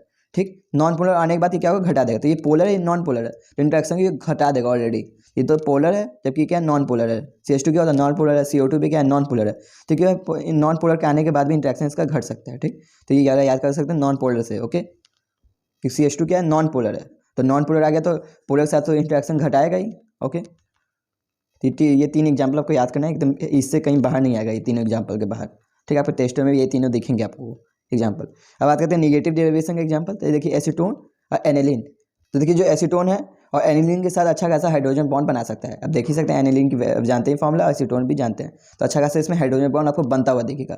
ठीक, अब बात करते हैं एसीटोन और क्लोरोफॉर्म। तो क्लोरोफॉर्म में भी हाइड्रोजन है और एसीटोन में भी हाइड्रोजन है, तो ये भी अच्छा खासा अपने आप में हाइड्रोजन बॉन्ड बना लेंगे। इसमें हाइड्रोजन बॉन्ड नहीं है, इसमें भी हाइड्रोजन बॉन्ड नहीं है, पर इनके बीच हाइड्रोजन बॉन्ड बन सकता है। ठीक, इनके बीच हाइड्रोजन बॉन्ड बन सकता है, तो यहाँ पे हाइड्रोजन बॉन्ड की फॉर्मेशन हो रही है। ठीक, जबकि अल्कोहल में ऑलरेडी हाइड्रोजन बॉन्ड होता है इनके अंदर। ठीक, जबकि इनके अंदर क्या होता है, इंट्रा मॉलिक्यूलर हाइड्रोजन बॉन्ड। तो एसीटोन के में क्या है, हाइड्रोजन बॉन्ड नहीं है, इसमें भी हाइड्रोजन बॉन्ड नहीं है, तो इनके साथ मिलकर हाइड्रोजन बॉन्ड बना सकते हैं। क्लोरोफॉर्म में हाइड्रोजन बॉन्ड नहीं है, एसीटोन में हाइड्रोजन बॉन्ड नहीं है, पर इनके साथ मिलकर हाइड्रोजन बॉन्ड बना सकते हैं। HNO3 में हाइड्रोजन बॉन्ड है और इसके साथ मिलकर वाटर के साथ हाइड्रोजन बॉन्ड अच्छा खासा बना लेगा। ठीक, पॉजिटिव डेरिवेशन आपको याद करना है, यदि कहीं भी अल्कोहल दिख जाए तो क्या होगा, ये पॉजिटिव डेरिवेशन आप मार दीजिएगा, और एक में एसीटोन और CH2 क्या है, नॉन पोलर, इसको घटा देगा। ठीक, तो ये एग्जाम्पल हो जाना चाहिए। बात करते हैं HNO3, यहाँ पर हाइड्रोजन बॉन्ड दिखना चलेगा। ठीक, आपके एनसीईआरटी के लिए यही वाला एग्जाम्पल है, एसीटोन और क्लोरोफॉर्म वाला है, जो हमने लाल से कलर किया है। ठीक, इसमें तीनों दिया है एनसीईआरटी में, इसमें ये लाल वाला ये वाला है और ये वाला है। ठीक, उसको स्टॉप करके आप एग्जाम्पल पहले याद कीजिए, तभी आगे बढ़िएगा। तो यहाँ पे आपका हाइड्रोजन बॉन्ड दिखता हुआ साइन होगा। ओके, देखिए 2020 का क्वेश्चन, 2020 क्वेश्चन है, the mixture which show positive deviation from salts. तो कौन सा पॉजिटिव डेविएशन शो करता है, जिसमें अल्कोहल है वही करेगा।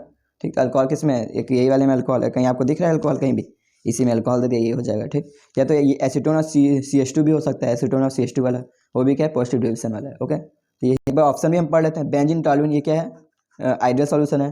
ठीक, एसीटोन और क्लोरोफॉर्म क्या है, देखिए यहाँ पे बॉन्ड बनेगा, एसीटोन और क्लोरोफॉर्म है, तो यहाँ पे क्या होगा, बॉन्ड बनेगा, यानी क्या हो गया, ये नेगेटिव डेविएशन हो गया। ठीक, ये क्या है, क्लोरोफॉर्म और क्लोरोहेक्सेन और ब्रोमोहेक्सेन नाम ही सेम है, क्लोरोब्रोमो है, तो ये क्या होगा, आइडियल है, ये भी आइडियल, ये भी आइडियल, ये क्या है, नॉन नेगेटिव डेविएशन है। ओके, यही है पॉजिटिव डेविएशन। तो ये नीट का 2015 क्वेश्चन है, क्या है, which one is not equal to 0 from ideal solution.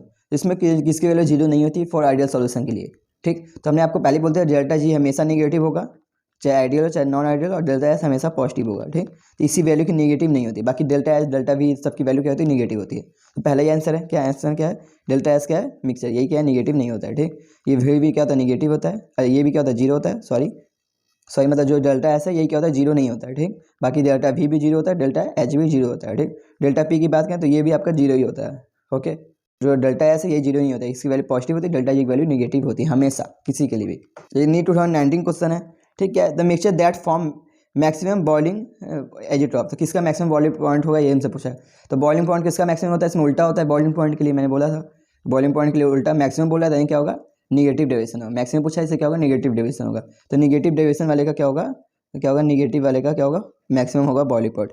Negative deviation कौन कर सकता है, जिसमें क्या हाइड्रोजन बॉन्ड दिखता हो। ठीक, तो देखिए पहला क्या है, वाटर एंड नाइट्रिक एसिड, इसी में हाइड्रोजन बॉन्ड बन रहा है। ठीक, तो यही आंसर हो गया। ठीक, अगला देख लेते हैं, एथेनॉल। एथेनॉल आग बन के आप लगा दीजिए, पॉजिटिव है, एथेनॉल आ गया, अल्कोहल आ गया, तो पॉजिटिव डेविएशन हो गया। एसीटोन और कार्बन सल्फाइड, अभी हमने बताया था एसीटोन, और इसमें क्या होगा, ये नॉन पोलर है, ये भी क्या होगा, पॉजिटिव डेविएशन हो गया।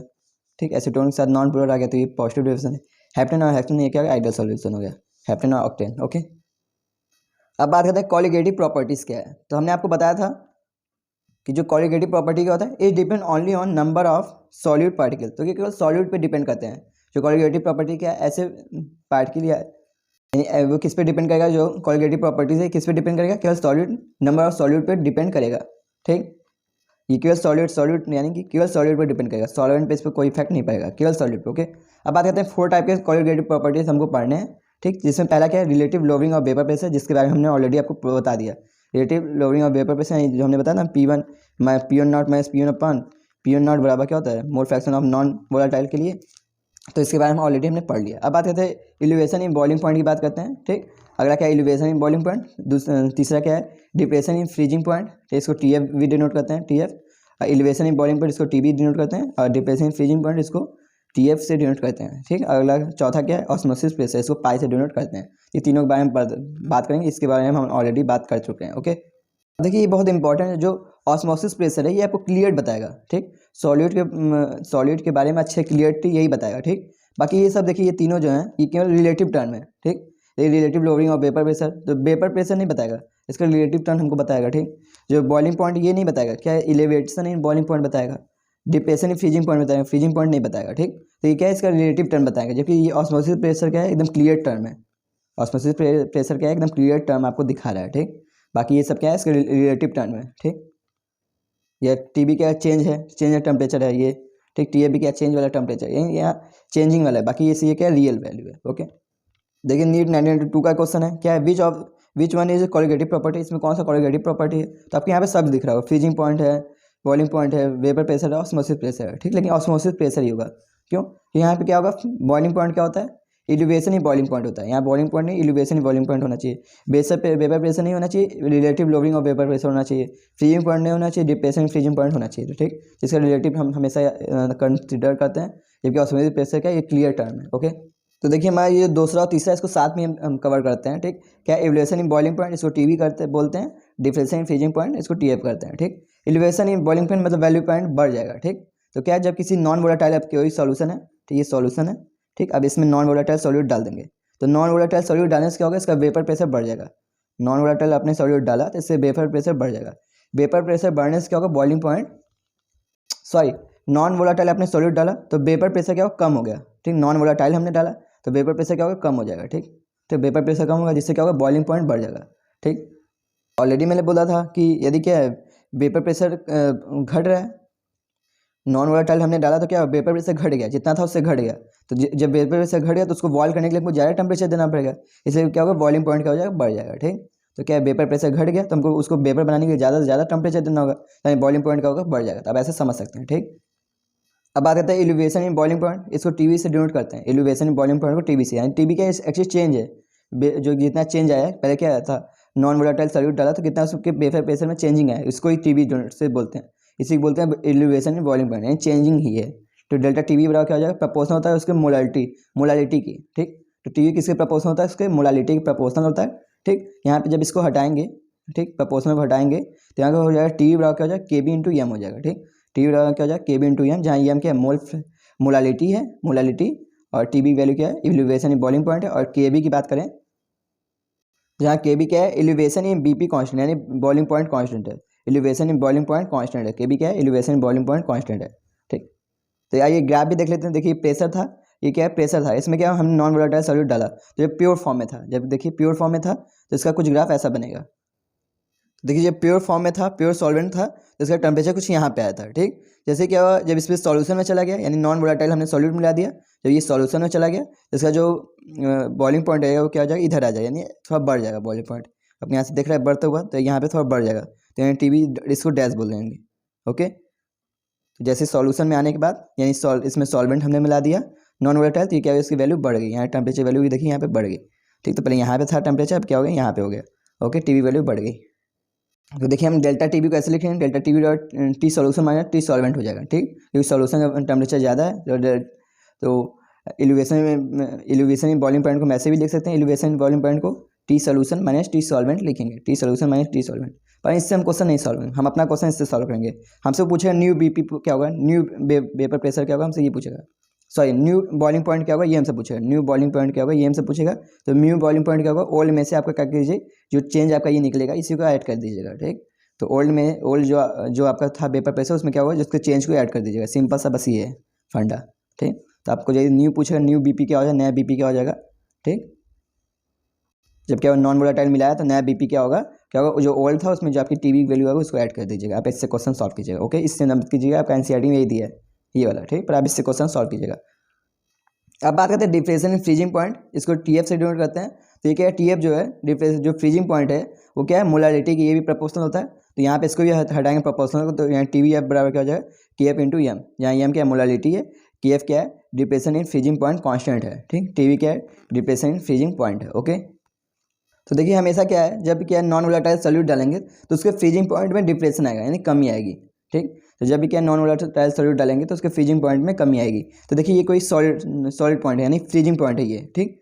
यहाँ पे क्या है कि जैसे जैसे जब वो प्योर फॉर्म में था तो इसका प्रेशर कुछ इस फॉर्म में घटा, ठीक, कुछ इस फॉर्म में घटा जब वो प्योर फॉर्म में था। जब क्या उसमें नॉन वोलेटाइल मिला दिया गया, जब सॉलिड मिला दिया गया नॉन वोलेटाइल, तो उसका कुछ ज़्यादा ही घट जाएगा, ठीक। उसका फ्रीजिंग पॉइंट कुछ ज़्यादा घटेगा, ठीक। तो टी एफ की वैल्यू कुछ ज़्यादा यहाँ पे कमी आ जाएगी। देखिए यहाँ पे आप देख सकते हैं, तो टी एफ की वैल्यू कुछ ऐसा ज़्यादा कमी आ जाएगी। तो आपको ग्राफ भी आपको दिमाग में याद रखना है, ठीक। जब वो प्योर फॉर्म में था तो कुछ इतना ही घटा, जब सॉलिड मतलब सॉल्यूशन में चला गया, नॉन वोलेटाइल सॉल्यूट मिला दिए तो कुछ ज़्यादा घट जाएगा, यानी टी वी डैश वैल्यू ये आ जाएगी। ओके, अब बात करते हैं चेंज, यानी कि डिप्रेशन इन फ्रीजिंग पॉइंट, इसको ऐसे भी लिख सकते हैं, depression in freezing point delta T F बराबर क्या हो जाएगा, सॉल्वेंट की वैल्यू ज़्यादा है, ठीक। सॉल्वेंट जब प्योर फॉर्म में था तो उसकी ज़्यादा है, यानी T solvent minus T solution हो जाएगा, ठीक। तो T solvent minus T solution होगा, पर आपको इस फॉर्म में नहीं याद करना है, आपको ऐसे याद करना है, न्यू फ्रीजिंग पॉइंट जो होगा वो old freezing point minus T F हो जाएगा, ठीक है। यहाँ माइनस कर देना है, तो न्यू फ्रीजिंग पॉइंट क्या हो जाएगा हमसे पूछेगा, तो आपको जो ओल्ड फ्रीजिंग पॉइंट है उसमें क्या कर दीजिए, माइनस टी एफ कर दीजिए, ठीक।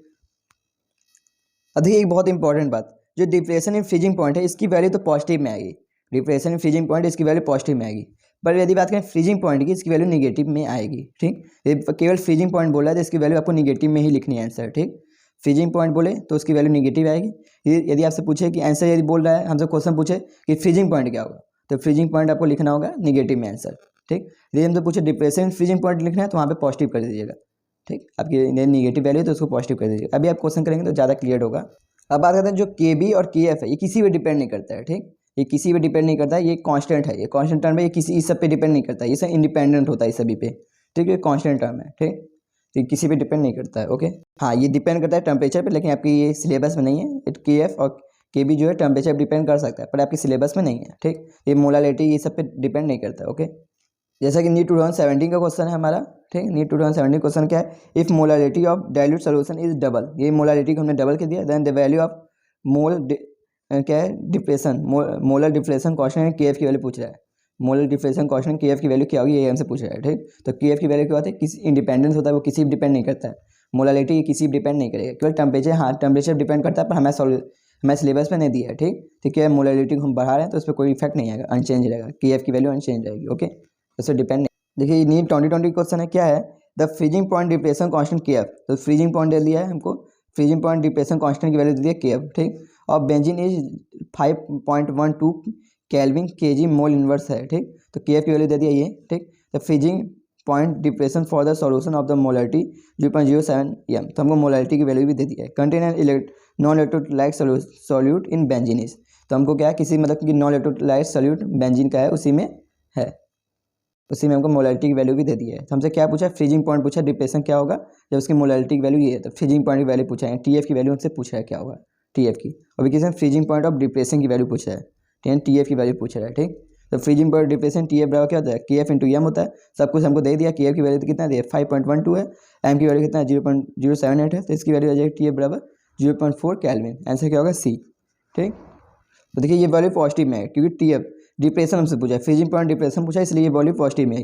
यदि यही हमसे पूछ लेता कि केवल फ्रीजिंग पॉइंट, खाली फ्रीजिंग पॉइंट बोलता तो यहाँ पे नेगेटिव वैल्यू आती, ठीक। नेगेटिव आप कर देते हैं इसको, ठीक। खाली फ्रीजिंग पॉइंट बोलता तो आप नेगेटिव कर देते हैं। ओके, दे नीट 2010 क्वेश्चन, अच्छा क्वेश्चन है।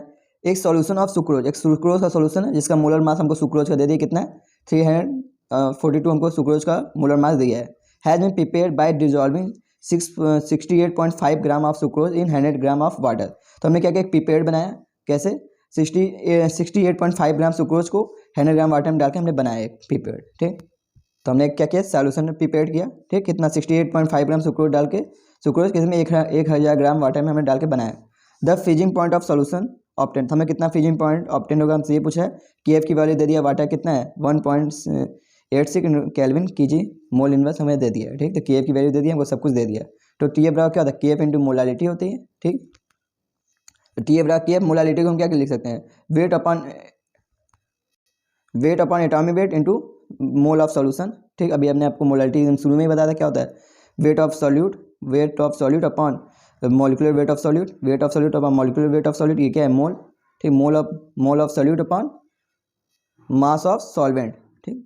मोल of solute upon mass of solvent हमने आपको बोला था। यदि क्या है, यदि ग्राम में तो इसको हम क्या कर देंगे 1000 से इंटू भी कर देंगे, यदि सॉरी ग्राम में दिया है तो, ठीक। चलिए वैल्यू रख देते हैं। टी एफ बराबर होता है क्या, के एफ की वैल्यू कितना है 1.86 है, ठीक। डब्ल्यू स्मॉल डब्ल्यू क्या हमने मिलाया है, सुक्रोज मिलाया था, ठीक। तो सुक्रोज कितना है 68.5 ग्राम है, ठीक। इसका मोलर मास कितना है 342 है, ठीक। 342 इंटू और कितना ग्राम वाटर है, सॉल्वेंट कितना है 1000 है, ऊपर भी 1000 से 1000 कट जाएगा, ठीक। तो ये ग्राम है इसलिए हमने 1000 से ऊपर मल्टीप्लाई किया था, ठीक। ऑलरेडी मैंने बोला था शुरू में ही, ठीक है। अब जल्दी इसको सॉल्व करते हैं। तो देखिए ये टर्म आपका कटेगा, ये इससे टर्म आप काटोगे तो 0.2 आएगा। ठीक, ये लगभग 2 के बराबर आएगा। ठीक, इसका 2 टर्म है तो 0.2 आएगा। तो 1.686 का 0.2 से आप मल्टीप्लाई करोगे तो आपकी वैल्यू जो आएगी टी एफ की वो क्या आ जाएगी 0.372 केल्विन आएगी।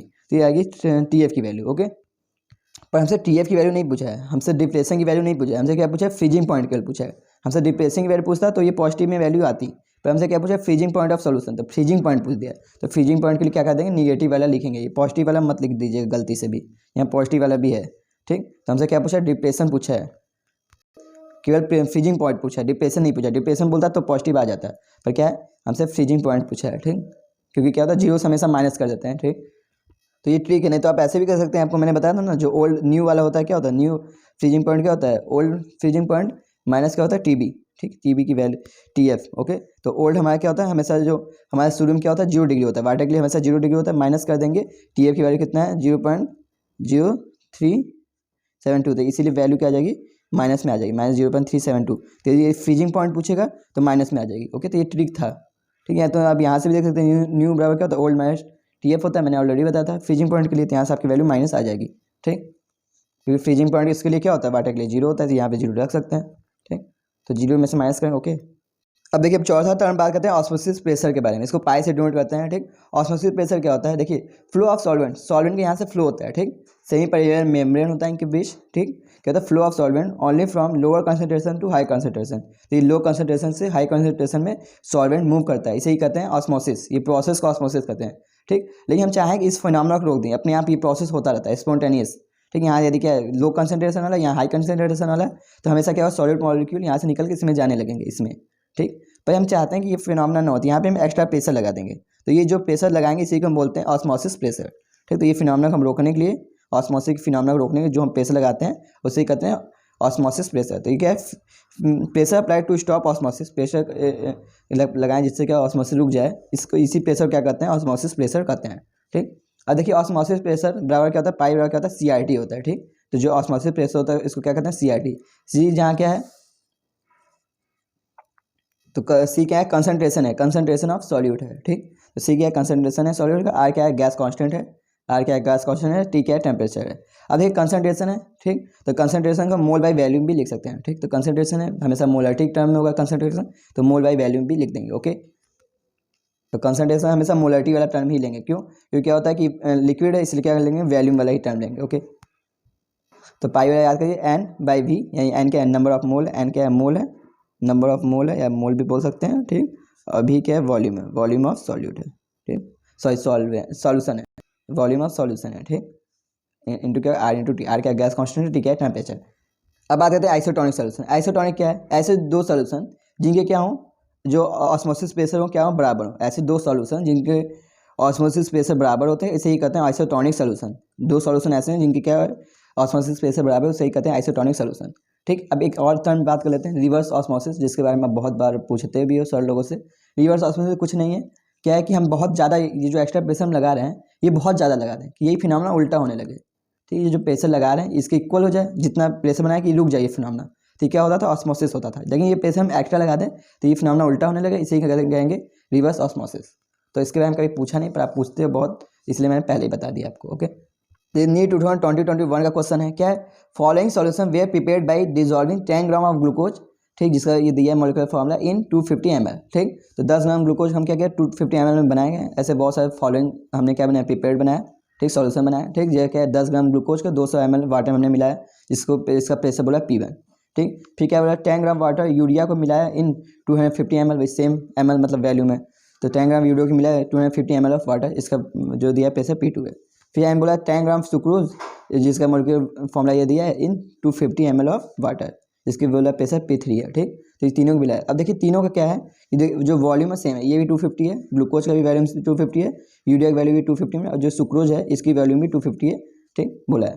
ठीक, तो हमसे क्या पूछ रहा है देखिए right option for the decreasing order of osmosis pressure of this solution, हमको डिक्रीजिंग ऑर्डर बताना है कि ऑस्मोसिस प्रेशर का क्या होगा, ये हमसे पूछ रहा है। ठीक, तो आपको पता है ऑस्मोसिस प्रेशर क्या होता है पीबी बराबर क्या होता है CRT होता है, या पी हम इसमें यहाँ बोल रहे हैं सॉरी पाई है, जो भी पी बोली चाहे पाई बोली। ठीक, यहाँ पे एक्चुअली ऐसे हम याद करते हैं पी बराबर NIT से याद करते हैं। ठीक, तो पी बराबर CRT होता है। ठीक, इसको सी को हम क्या कह सकते हैं N/V RT भी लिख सकते हैं सी को, N/BRT, ठीक।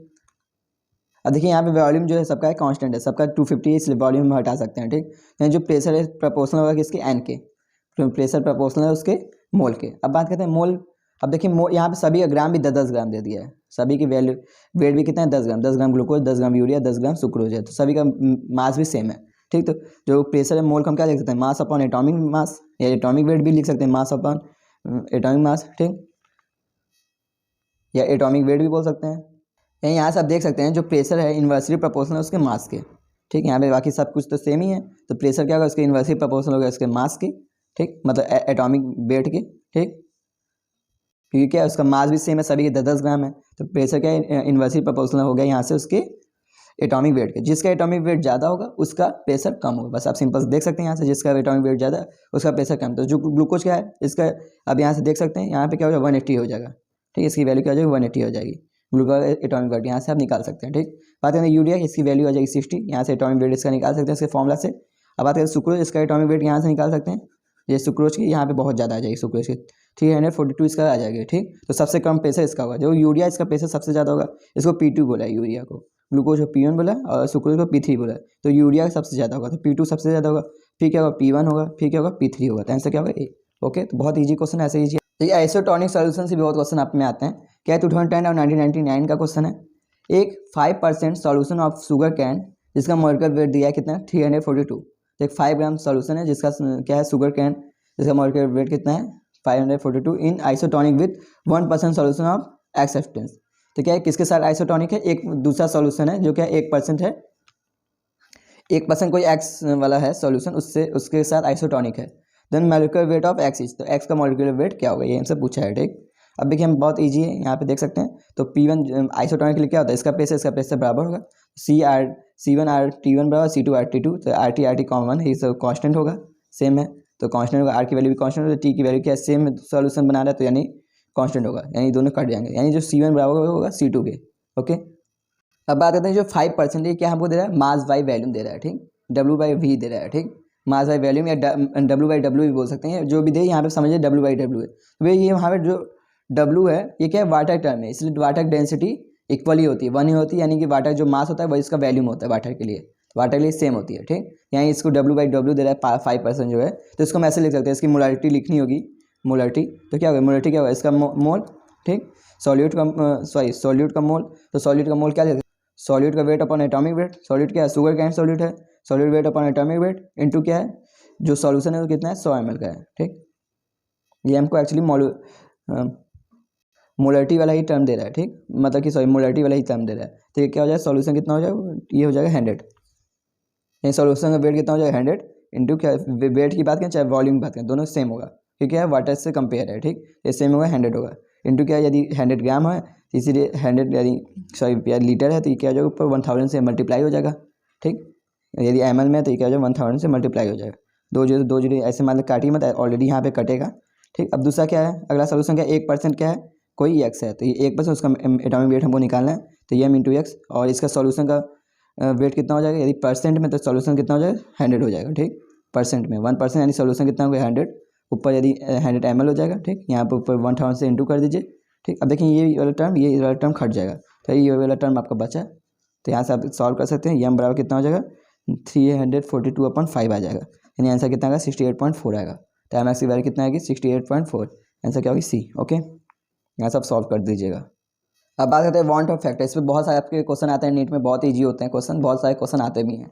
वांट ऑफ फैक्टर क्या है, number of particle after dissociation या एसोसिएशन बराबर अपॉन क्या होगा number of particle before dissociation या एसोसिएशन, ठीक, तो बिफोर मतलब आफ्टर जो हुआ, एसोसिएशन के बाद जो हुआ, अपॉन एसोसिएशन के पहले, तो आफ्टर अपॉन बिफोर कर लीजिए, ठीक, यानी ऐसे भी कर सकते हैं फॉरवर्ड अपॉन बैकवर्ड, ठीक, जो फॉरवर्ड अपॉन बैकवर्ड कर सकते हैं ये हमको क्या देगा वांट ऑफ फैक्टर देगा, ठीक। नंबर ऑफ पार्टिकल मोल भी बोल सकते हैं, मोल वाला टर्म भी, ठीक। तो देखिए यदि मान लेते हैं स्ट्रॉन्ग इलेक्ट्रोलाइट्स है, अब इसके लिए बात कर लेते हैं वांट, तो देखिए जब स्ट्रॉन्ग इलेक्ट्रोलाइट्स है तो उसमें क्या होगा 100% डिसोसिएशन होगा, ठीक, तो यानी जो इसका मोल का रेशियो आएगा जो यही होगा वांट ऑफ फैक्टर यही, तो अब सी से यहाँ से हम निकाल सकते हैं, ठीक, तो वांट ऑफ फैक्टर सी से यहाँ से हम निकाल सकते हैं। अब कैसे निकालें देखिए, तो यहाँ देखिए जो पहला वाला क्या है डिसोसिएशन है, वो कंपाउंड है ये डिसोसिएट हो गया अपने आयंस में, ये कंपाउंड है इलेक्ट्रोलाइट्स है, ये क्या डिसोसिएट हो गया अपने आयंस में, यहाँ पे क्या है डिसोसिएशन हो रहा है, ठीक, तो डिसोसिएशन के लिए क्या करेंगे, जो भी है आफ्टर अपॉन बिफोर करना है, ठीक। आफ्टर कितना है, बाद में कितना हो गया था 2, इसका कितना है 2 मोल और ये कितना है 3 मोल, तो कितने हो गए 5 मोल, ठीक है। ये पार्टिकल भी ले सकते हैं, मोल्स भी ले सकते हैं, तो 2 और 5, 2 और 3 कितना हो गया 5 मोल्स। पहले कितना था 1 मोल था, तो 2 यानी वांट ऑफ फैक्टर कितना हो गया 5 हो गया, तो इसका वांट ऑफ फैक्टर कितना हो गया 5, ठीक। अब देखिए यहाँ पे क्या हो रहा है, एसोसिएशन हो रहा है, यहाँ क्या हो रहा है एसोसिएशन हो रहा है। यहाँ क्या है, ये 4 था, 4 ये था क्या एसोसिएट हो गया A4 बन गया, ठीक। इसका 4 मोल था कि एसोसिएट हो गया A4 बन गया। यहाँ देखिए वांट ऑफ फैक्टर क्या हो जाएगा, आफ्टर बाई बिफोर होता है, आफ्टर बाई बिफोर बाद में कितना हो गया 1 हो गया था, पहले कितना था 4, तो 1/4 हो जाएगा, ठीक। तो आफ्टर बाई बिफोर करना है तो 1/4 आ जाएगा वांट ऑफ फैक्टर, ठीक। तो स्ट्रॉन्ग इलेक्ट्रोलाइट्स के लिए बहुत ईजी है, आप यहाँ से देख के भी बता सकते हैं कितना कितना होगा, ठीक है, स्ट्रॉन्ग इलेक्ट्रोलाइट्स के लिए, ठीक। अब बात करते हैं वीक इलेक्ट्रोलाइट्स, तो इसमें 100% डिसोसिएशन नहीं होगा।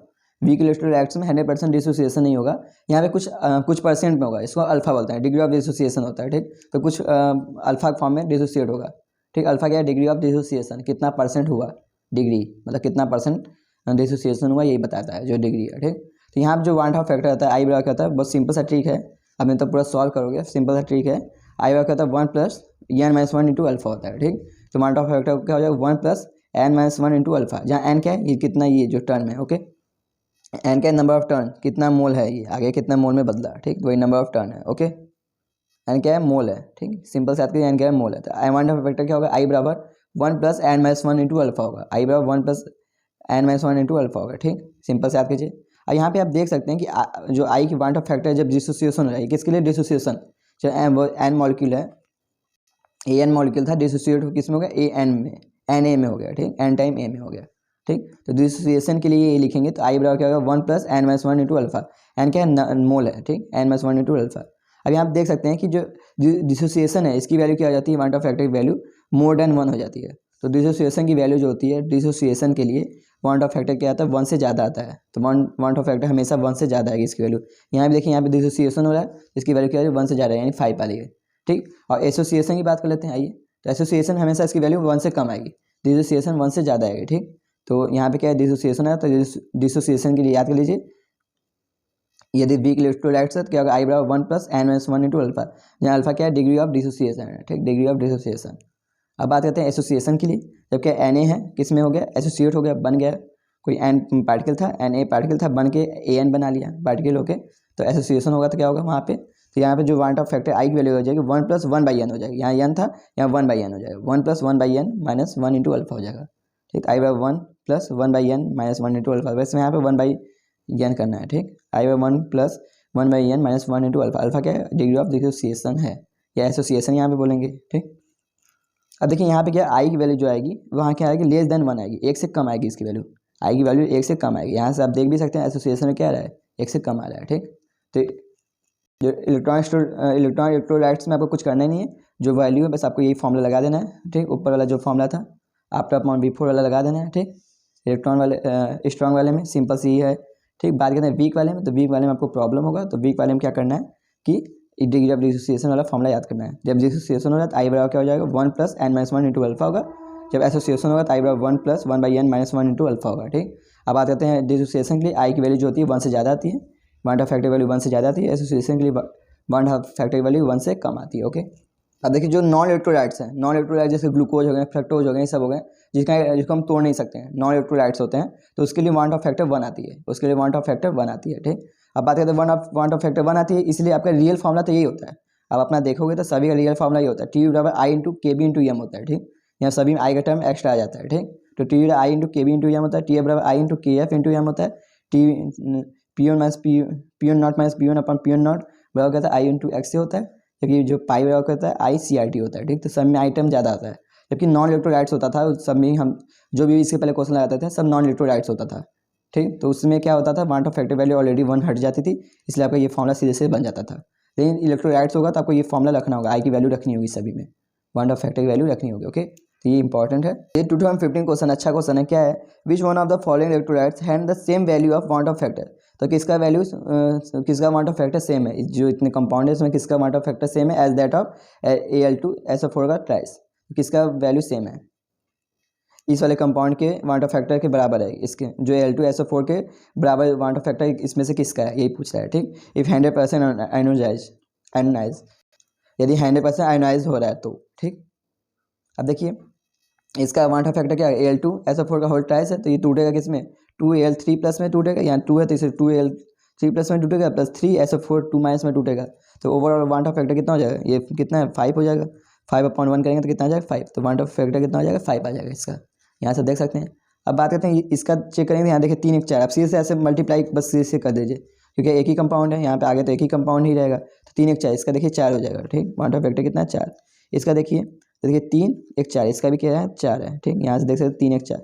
अब देखिए इसका भी देखिए तो 2 1 3, इसका कितना 3, यहाँ देखिए 2 है 1 3, ठीक। ये टर्म 1 है, ये 2 2 1 3। अब इसका देख लेते हैं तो यहाँ कितना देखिए 4, ये 4 और 1 5, तो ये कितना है 5, यही वाला होगा आंसर। इसी का वांट ऑफ फैक्टर Al2SO4 का ट्राइस के इक्वल है, ठीक। ये K4 Fe6 का जो है वांट ऑफ फैक्टर इसके इक्वल है, ओके। अब देखिए क्या है 1994 का क्वेश्चन है, at 25 degree highest osmosis pressure exhibit by 0.1 molar solution, तो इसमें से किसका हाईएस्ट ऑस्मोसिस प्रेशर होगा, ये हमसे पूछा है, ठीक। ऑस्मोसिस प्रेशर होता है पाई बाय CRT होता है, ठीक, CRT, पर हम यहाँ पे CRT नहीं करेंगे क्योंकि क्या है इलेक्ट्रोलाइट्स है, यहाँ I भी आएगा, हमारा रियल फॉर्मूला ये है, पाई बाय ICRT होता है, ठीक। अब जिसका वांट ऑफ फैक्टर ज़्यादा होगा, बाकी मोलर वोलर सब सेम ही बोल रहा है, ठीक, तो जिसका वांट ऑफ फैक्टर ज़्यादा उसी का ऑस्मोसिस प्रेशर ज़्यादा होगा, ओके। यहाँ इसमें बोल रहा है C की वैल्यू सेम ही है सभी के लिए, C मोलर 1 ही है, तो जिसका वांट ऑफ फैक्टर ज़्यादा वही होगा, ठीक। इसका वांट ऑफ फैक्टर 2 1 3, इसका वांट ऑफ फैक्टर होगा 3, इसका वांट ऑफ फैक्टर होगा 2 1 1 हो गया 2, ठीक। ये ग्लूकोज है, ग्लूकोज का नॉन इलेक्ट्रोलाइट से 1 हो गया, यूरिया भी नॉन इलेक्ट्रोलाइट से ये भी 1 हो गया, तो सबसे अधिक किसका है यही होगा, इसी का वांट ऑफ फैक्टर ज़्यादा, इसलिए इसकी ऑस्मोसिस प्रेशर ज़्यादा होगी, ठीक। ये 2014 क्वेश्चन है, क्या है of the following 0.1 molars aqueous solution which one exhibit largest freezing point depression, तो किसका लार्जेस्ट फ्रीजिंग पॉइंट डिप्रेशन होगा, ठीक। फ्रीजिंग पॉइंट डिप्रेशन सबकी वैल्यू पूछा है, डिप्रेशन वाला पूछा है, फ्रीजिंग पॉइंट सबसे अधिक किसका होगा, यानी आपको पता है वो फ्रीजिंग पॉइंट TF बराबर क्या होता है IKF × M हो जाए यहाँ पे, ठीक। अब ये वाला फॉर्मूला लगेगा, तो यानी वांट ऑफ फैक्टर जिसका ज़्यादा उसी का ज़्यादा होगा, तो यहाँ पे देखिए इसका वांट ऑफ फैक्टर 2 हो गया, इसका 1 हो गया, ये ग्लूकोज है, इसका कितना हो गया 5 हो गया, 3 और 2 5 हो गया, इसका कितना हो गया 1 और 2 3 हो गया इसका वांट ऑफ फैक्टर, तो सबसे अधिक इसका इसी का होगा, तो लार्जेस्ट किसका होगा फ्रीजिंग पॉइंट डिप्रेशन किसका होगा C का होगा, ठीक। लार्जेस्ट फ्रीजिंग पॉइंट डिप्रेशन किसका होगा C। देखिए ये 1997 क्वेश्चन है, क्या है which of the following 0.1 molar aqueous solution which have lowest freezing point, तो एकदम सेम क्वेश्चन है, ये भी एकदम same 0.1 molar solution lower freezing point बोल दिया, ठीक। लोअर, यहाँ लोअर का मतलब ये नहीं कि लोअर फ्रीजिंग पॉइंट को लोअर बोला है, यानी कि ओवरऑल डिप्रेशन ही नहीं बोला है, freezing point depression value lower नहीं बोला है, फ्रीजिंग पॉइंट की वैल्यू लोअर बोला है, ठीक। यानी हाईएस्ट की वैल्यू पूछ रहा है आपसे, फ्रीजिंग पॉइंट की वैल्यू क्या होती है निगेटिव में ऑलरेडी होती है, ठीक। तो मैंने बोला था फ्रीजिंग पॉइंट निगेटिव में होती है, ठीक। तो निगेटिव में वैल्यू होती है, और इसमें क्या होगा यदि वांट ऑफ फैक्टर ज़्यादा हो जाएगा तो क्या हो जाएगा उसकी वैल्यू लोअर हो जाएगी, वांट ऑफ फैक्टर की वैल्यू जिसकी ज़्यादा होगी उसी की फ्रीजिंग पॉइंट क्या हो जाएगी लोअर हो जाएगी फ्रीजिंग पॉइंट, क्योंकि फ्रीजिंग पॉइंट क्या होता है निगेटिव में होता है। ये भी जहाँ पे याद कर लीजिए, जहाँ पे लोअर इन फ्रीजिंग पॉइंट बोलते हैं तो वो भी क्या समझिए कि फ्रीजिंग पॉइंट डिप्रेशन की बात कर रहा है, लोअर इन फ्रीजिंग पॉइंट बोल रहा है, फ्रीजिंग पॉइंट डिप्रेशन की बात कर रहा था, फ्रीजिंग पॉइंट डिप्रेशन ऑलरेडी मैंने बोल दिया था, जिसका वांट ऑफ फैक्टर ज़्यादा होगा वही होगा, तो सेम क्वेश्चन बस यहाँ पे फंसाने के यहाँ पे लोअर बोल दिया, ठीक। वहाँ पे हाईएस्ट बोला था, फ्रीजिंग पॉइंट डिप्रेशन पूरा लिखा था, यहाँ क्या है फ्रीजिंग पॉइंट लिखा है वो भी लोअर, ठीक। यहाँ पे कम वाला मत कर दीजिएगा, यहाँ पे देखिए इसका वैल्यू वांट ऑफ फैक्टर 5 है, इसका 1 है, इसका 2 है, इसका क्या है 1 है, ठीक। तो जो सबसे मैक्सिमम होगा वही होगा आंसर, ओके, क्योंकि लोअर इन फ्रीजिंग पॉइंट बोला यानी फ्रीजिंग पॉइंट डिप्रेशन वैल्यू ही बोल रहा है ओवरऑल, आंसर क्या होगा ये। 2011 क्वेश्चन है, क्या है the want Hoff factor I for a compound which undergoes dissociation in one solvent and association in other solvent is respectively, तो हमें वांट ऑफ फैक्टर बोल रहा है कि क्या होगा जब डिसोसिएशन हो रहा है किसी एक का, और क्या किसी एक का एसोसिएशन हो रहा है किसी एक सॉल्वेंट का, ठीक। तो जब डिसोसिएशन होगा तो वांट ऑफ फैक्टर की वैल्यू क्या होगी 1 से ज़्यादा होगी, डिसोसिएशन के लिए क्या होता है 1 से ज़्यादा आती है तो ग्रेटर देन 1 होगी वांट ऑफ फैक्टर की वैल्यू, ठीक। जब एसोसिएशन होगा तो क्या होगी लेस देन 1 आएगी, तो आंसर यही होगा C, ठीक। तो डिसोसिएशन में क्या होगा 1 से ज़्यादा आती है, एसोसिएशन में क्या होता है 1 से कम आती है, आंसर क्या होगा C। ये 2015 क्वेश्चन है, क्या है the boiling point 0.2 mole kg solution of X in water is greater then equimolar solution of Y in water, तो क्या एक बॉइलिंग पॉइंट क्या है 0.2 मोलर केल्विन जो है, तो 0.2 मोलर kg इनवर्स जो है सॉल्यूशन जो है X is water is greater then है इक्विमोलर सॉल्यूशन ऑफ Y, ठीक। तो जो X का जो है सेम मोलर है, देखिए बोले इक्विमोलर ऑफ सॉल्यूशन Y, ठीक। तो जो बॉइलिंग पॉइंट जो 0.2 मोलर वाला है 2 मोलर अपॉन kg वाला जो है यानी 2 मोलर जो सॉल्यूशन है, ठीक, उसका भी क्या है तो जो X है उसका है वाटर इज ग्रेटर, जिसकी X की वैल्यू क्या है ग्रेटर देन है the equimolar solution of Y, तो इसकी मोलर की वैल्यू सेम है, सेम वही 0.2 है, और वो भी क्या है यानी सिंपल से इतना समझ लो ये क्वेश्चन क्या बोल रहा है कि जो X की वैल्यू है वो ज़्यादा है Y से, जबकि मोल का वैल्यू दोनों सेम है, दोनों क्या इक्विमोलर है, ठीक। तो एक्स की वैल्यू क्या है बोला है ज़्यादा है, जो solution of X in water is greater than the equimolar solution of Y, तो एक्स की वैल्यू ज़्यादा है वाई से, ठीक। In the water which one of the following statement is true, तो कौन सा स्टेटमेंट ट्रू है, तो जब मोलर की वैल्यू सेम है तो आपको पता होगा टी वी बराबर क्या होता है आई मतलब यहाँ पे रखना ही पड़ेगा, यहाँ पे के एफ इंटू एम, ओके। यहाँ देखिए मोलर की वैल्यू सेम है, ठीक। ये कांस्टेंट वैल्यू भी सेम ही होती है, जब मोलर सेम है तो कांस्टेंट वैल्यू भी हमेशा फिक्स होगी, ठीक, क्योंकि क्या है टेम्परेचर सेम है, टेम्परेचर सेम है ये के की वैल्यू भी सेम है, ठीक। यहाँ पे देख सकते हैं ये टी वी जो है प्रपोर्शनल है इन वांट ऑफ फैक्टर के, तो टी वी प्रपोर्शनल हो गया वांट ऑफ फैक्टर के, तो ऑप्शन हमारा कौन सा है ये देख लेते हैं, आइए। तो चलिए देखिए पहला ऑप्शन क्या है, molecular mass of X is greater then, क्योंकि पहला बोला एक्स क्यों ज़्यादा है कि एक्स का मॉलिक्यूलर मास ज़्यादा है इसीलिए एक्स ज़्यादा है, नहीं, molecular mass X is greater than molecular mass of Y, तो यहाँ ऑलरेडी मोलर जब सेम है तो मॉलिक्यूलर मास भी तो सेम ही होगा, मोलर की वैल्यू ही सेम है, तो ये गलत है, ठीक। अगला क्या है, molecular mass of X is less than molecular mass of Y, तो मॉलिक्यूलर मास जो एक्स का है वो कम है, वाई से ये भी नहीं, तो मॉलिक्यूलर मास पे तो डिपेंड ही नहीं करेगा क्योंकि मोलर ही सेम है। Y is undergo dissociation in water well X is undergo not change, तो वाई का डिसोसिएशन हो रहा है, ठीक, गलत, वाई का डिसोसिएशन नहीं हो रहा है, जबकि किसका डिसोसिएशन है, एक्स का ज़्यादा डिसोसिएशन हो रहा है, ठीक। तो बोला Y is undergo dissociation in water, जबकि एक्स नो चेंज, जबकि एक्स में डिसोसिएशन नहीं है, जबकि एक्स में ही डिसोसिएशन हो रहा है, इसलिए एक्स की वैल्यू ज़्यादा रही है, क्योंकि यदि डिसोसिएशन एक्स में ज़्यादा होगा तो इसीलिए उसका वांट ऑफ फैक्टर ज़्यादा आएगा, ठीक।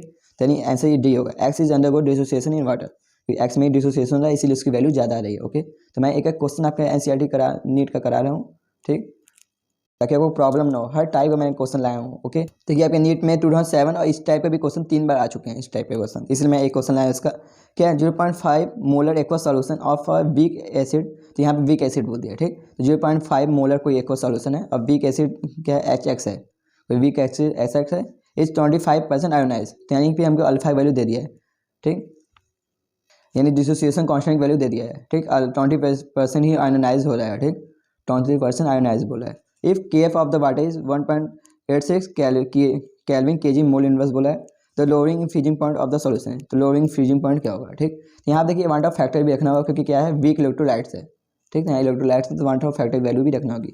तो देखिए क्या कौन सा सॉल्यूशन है, कोई एसिड है, कौन HX है, तो HX किस में टूटेगा, H प्लस और X माइनस में टूटेगा, यानी इसका एन की वैल्यू क्या होगी 2 हो गई, 1 क्या हो गई 2, 1/1 क्या आ गया, यानी एन की वैल्यू क्या हो गई 2, यहाँ से आप देख सकते हैं, ठीक।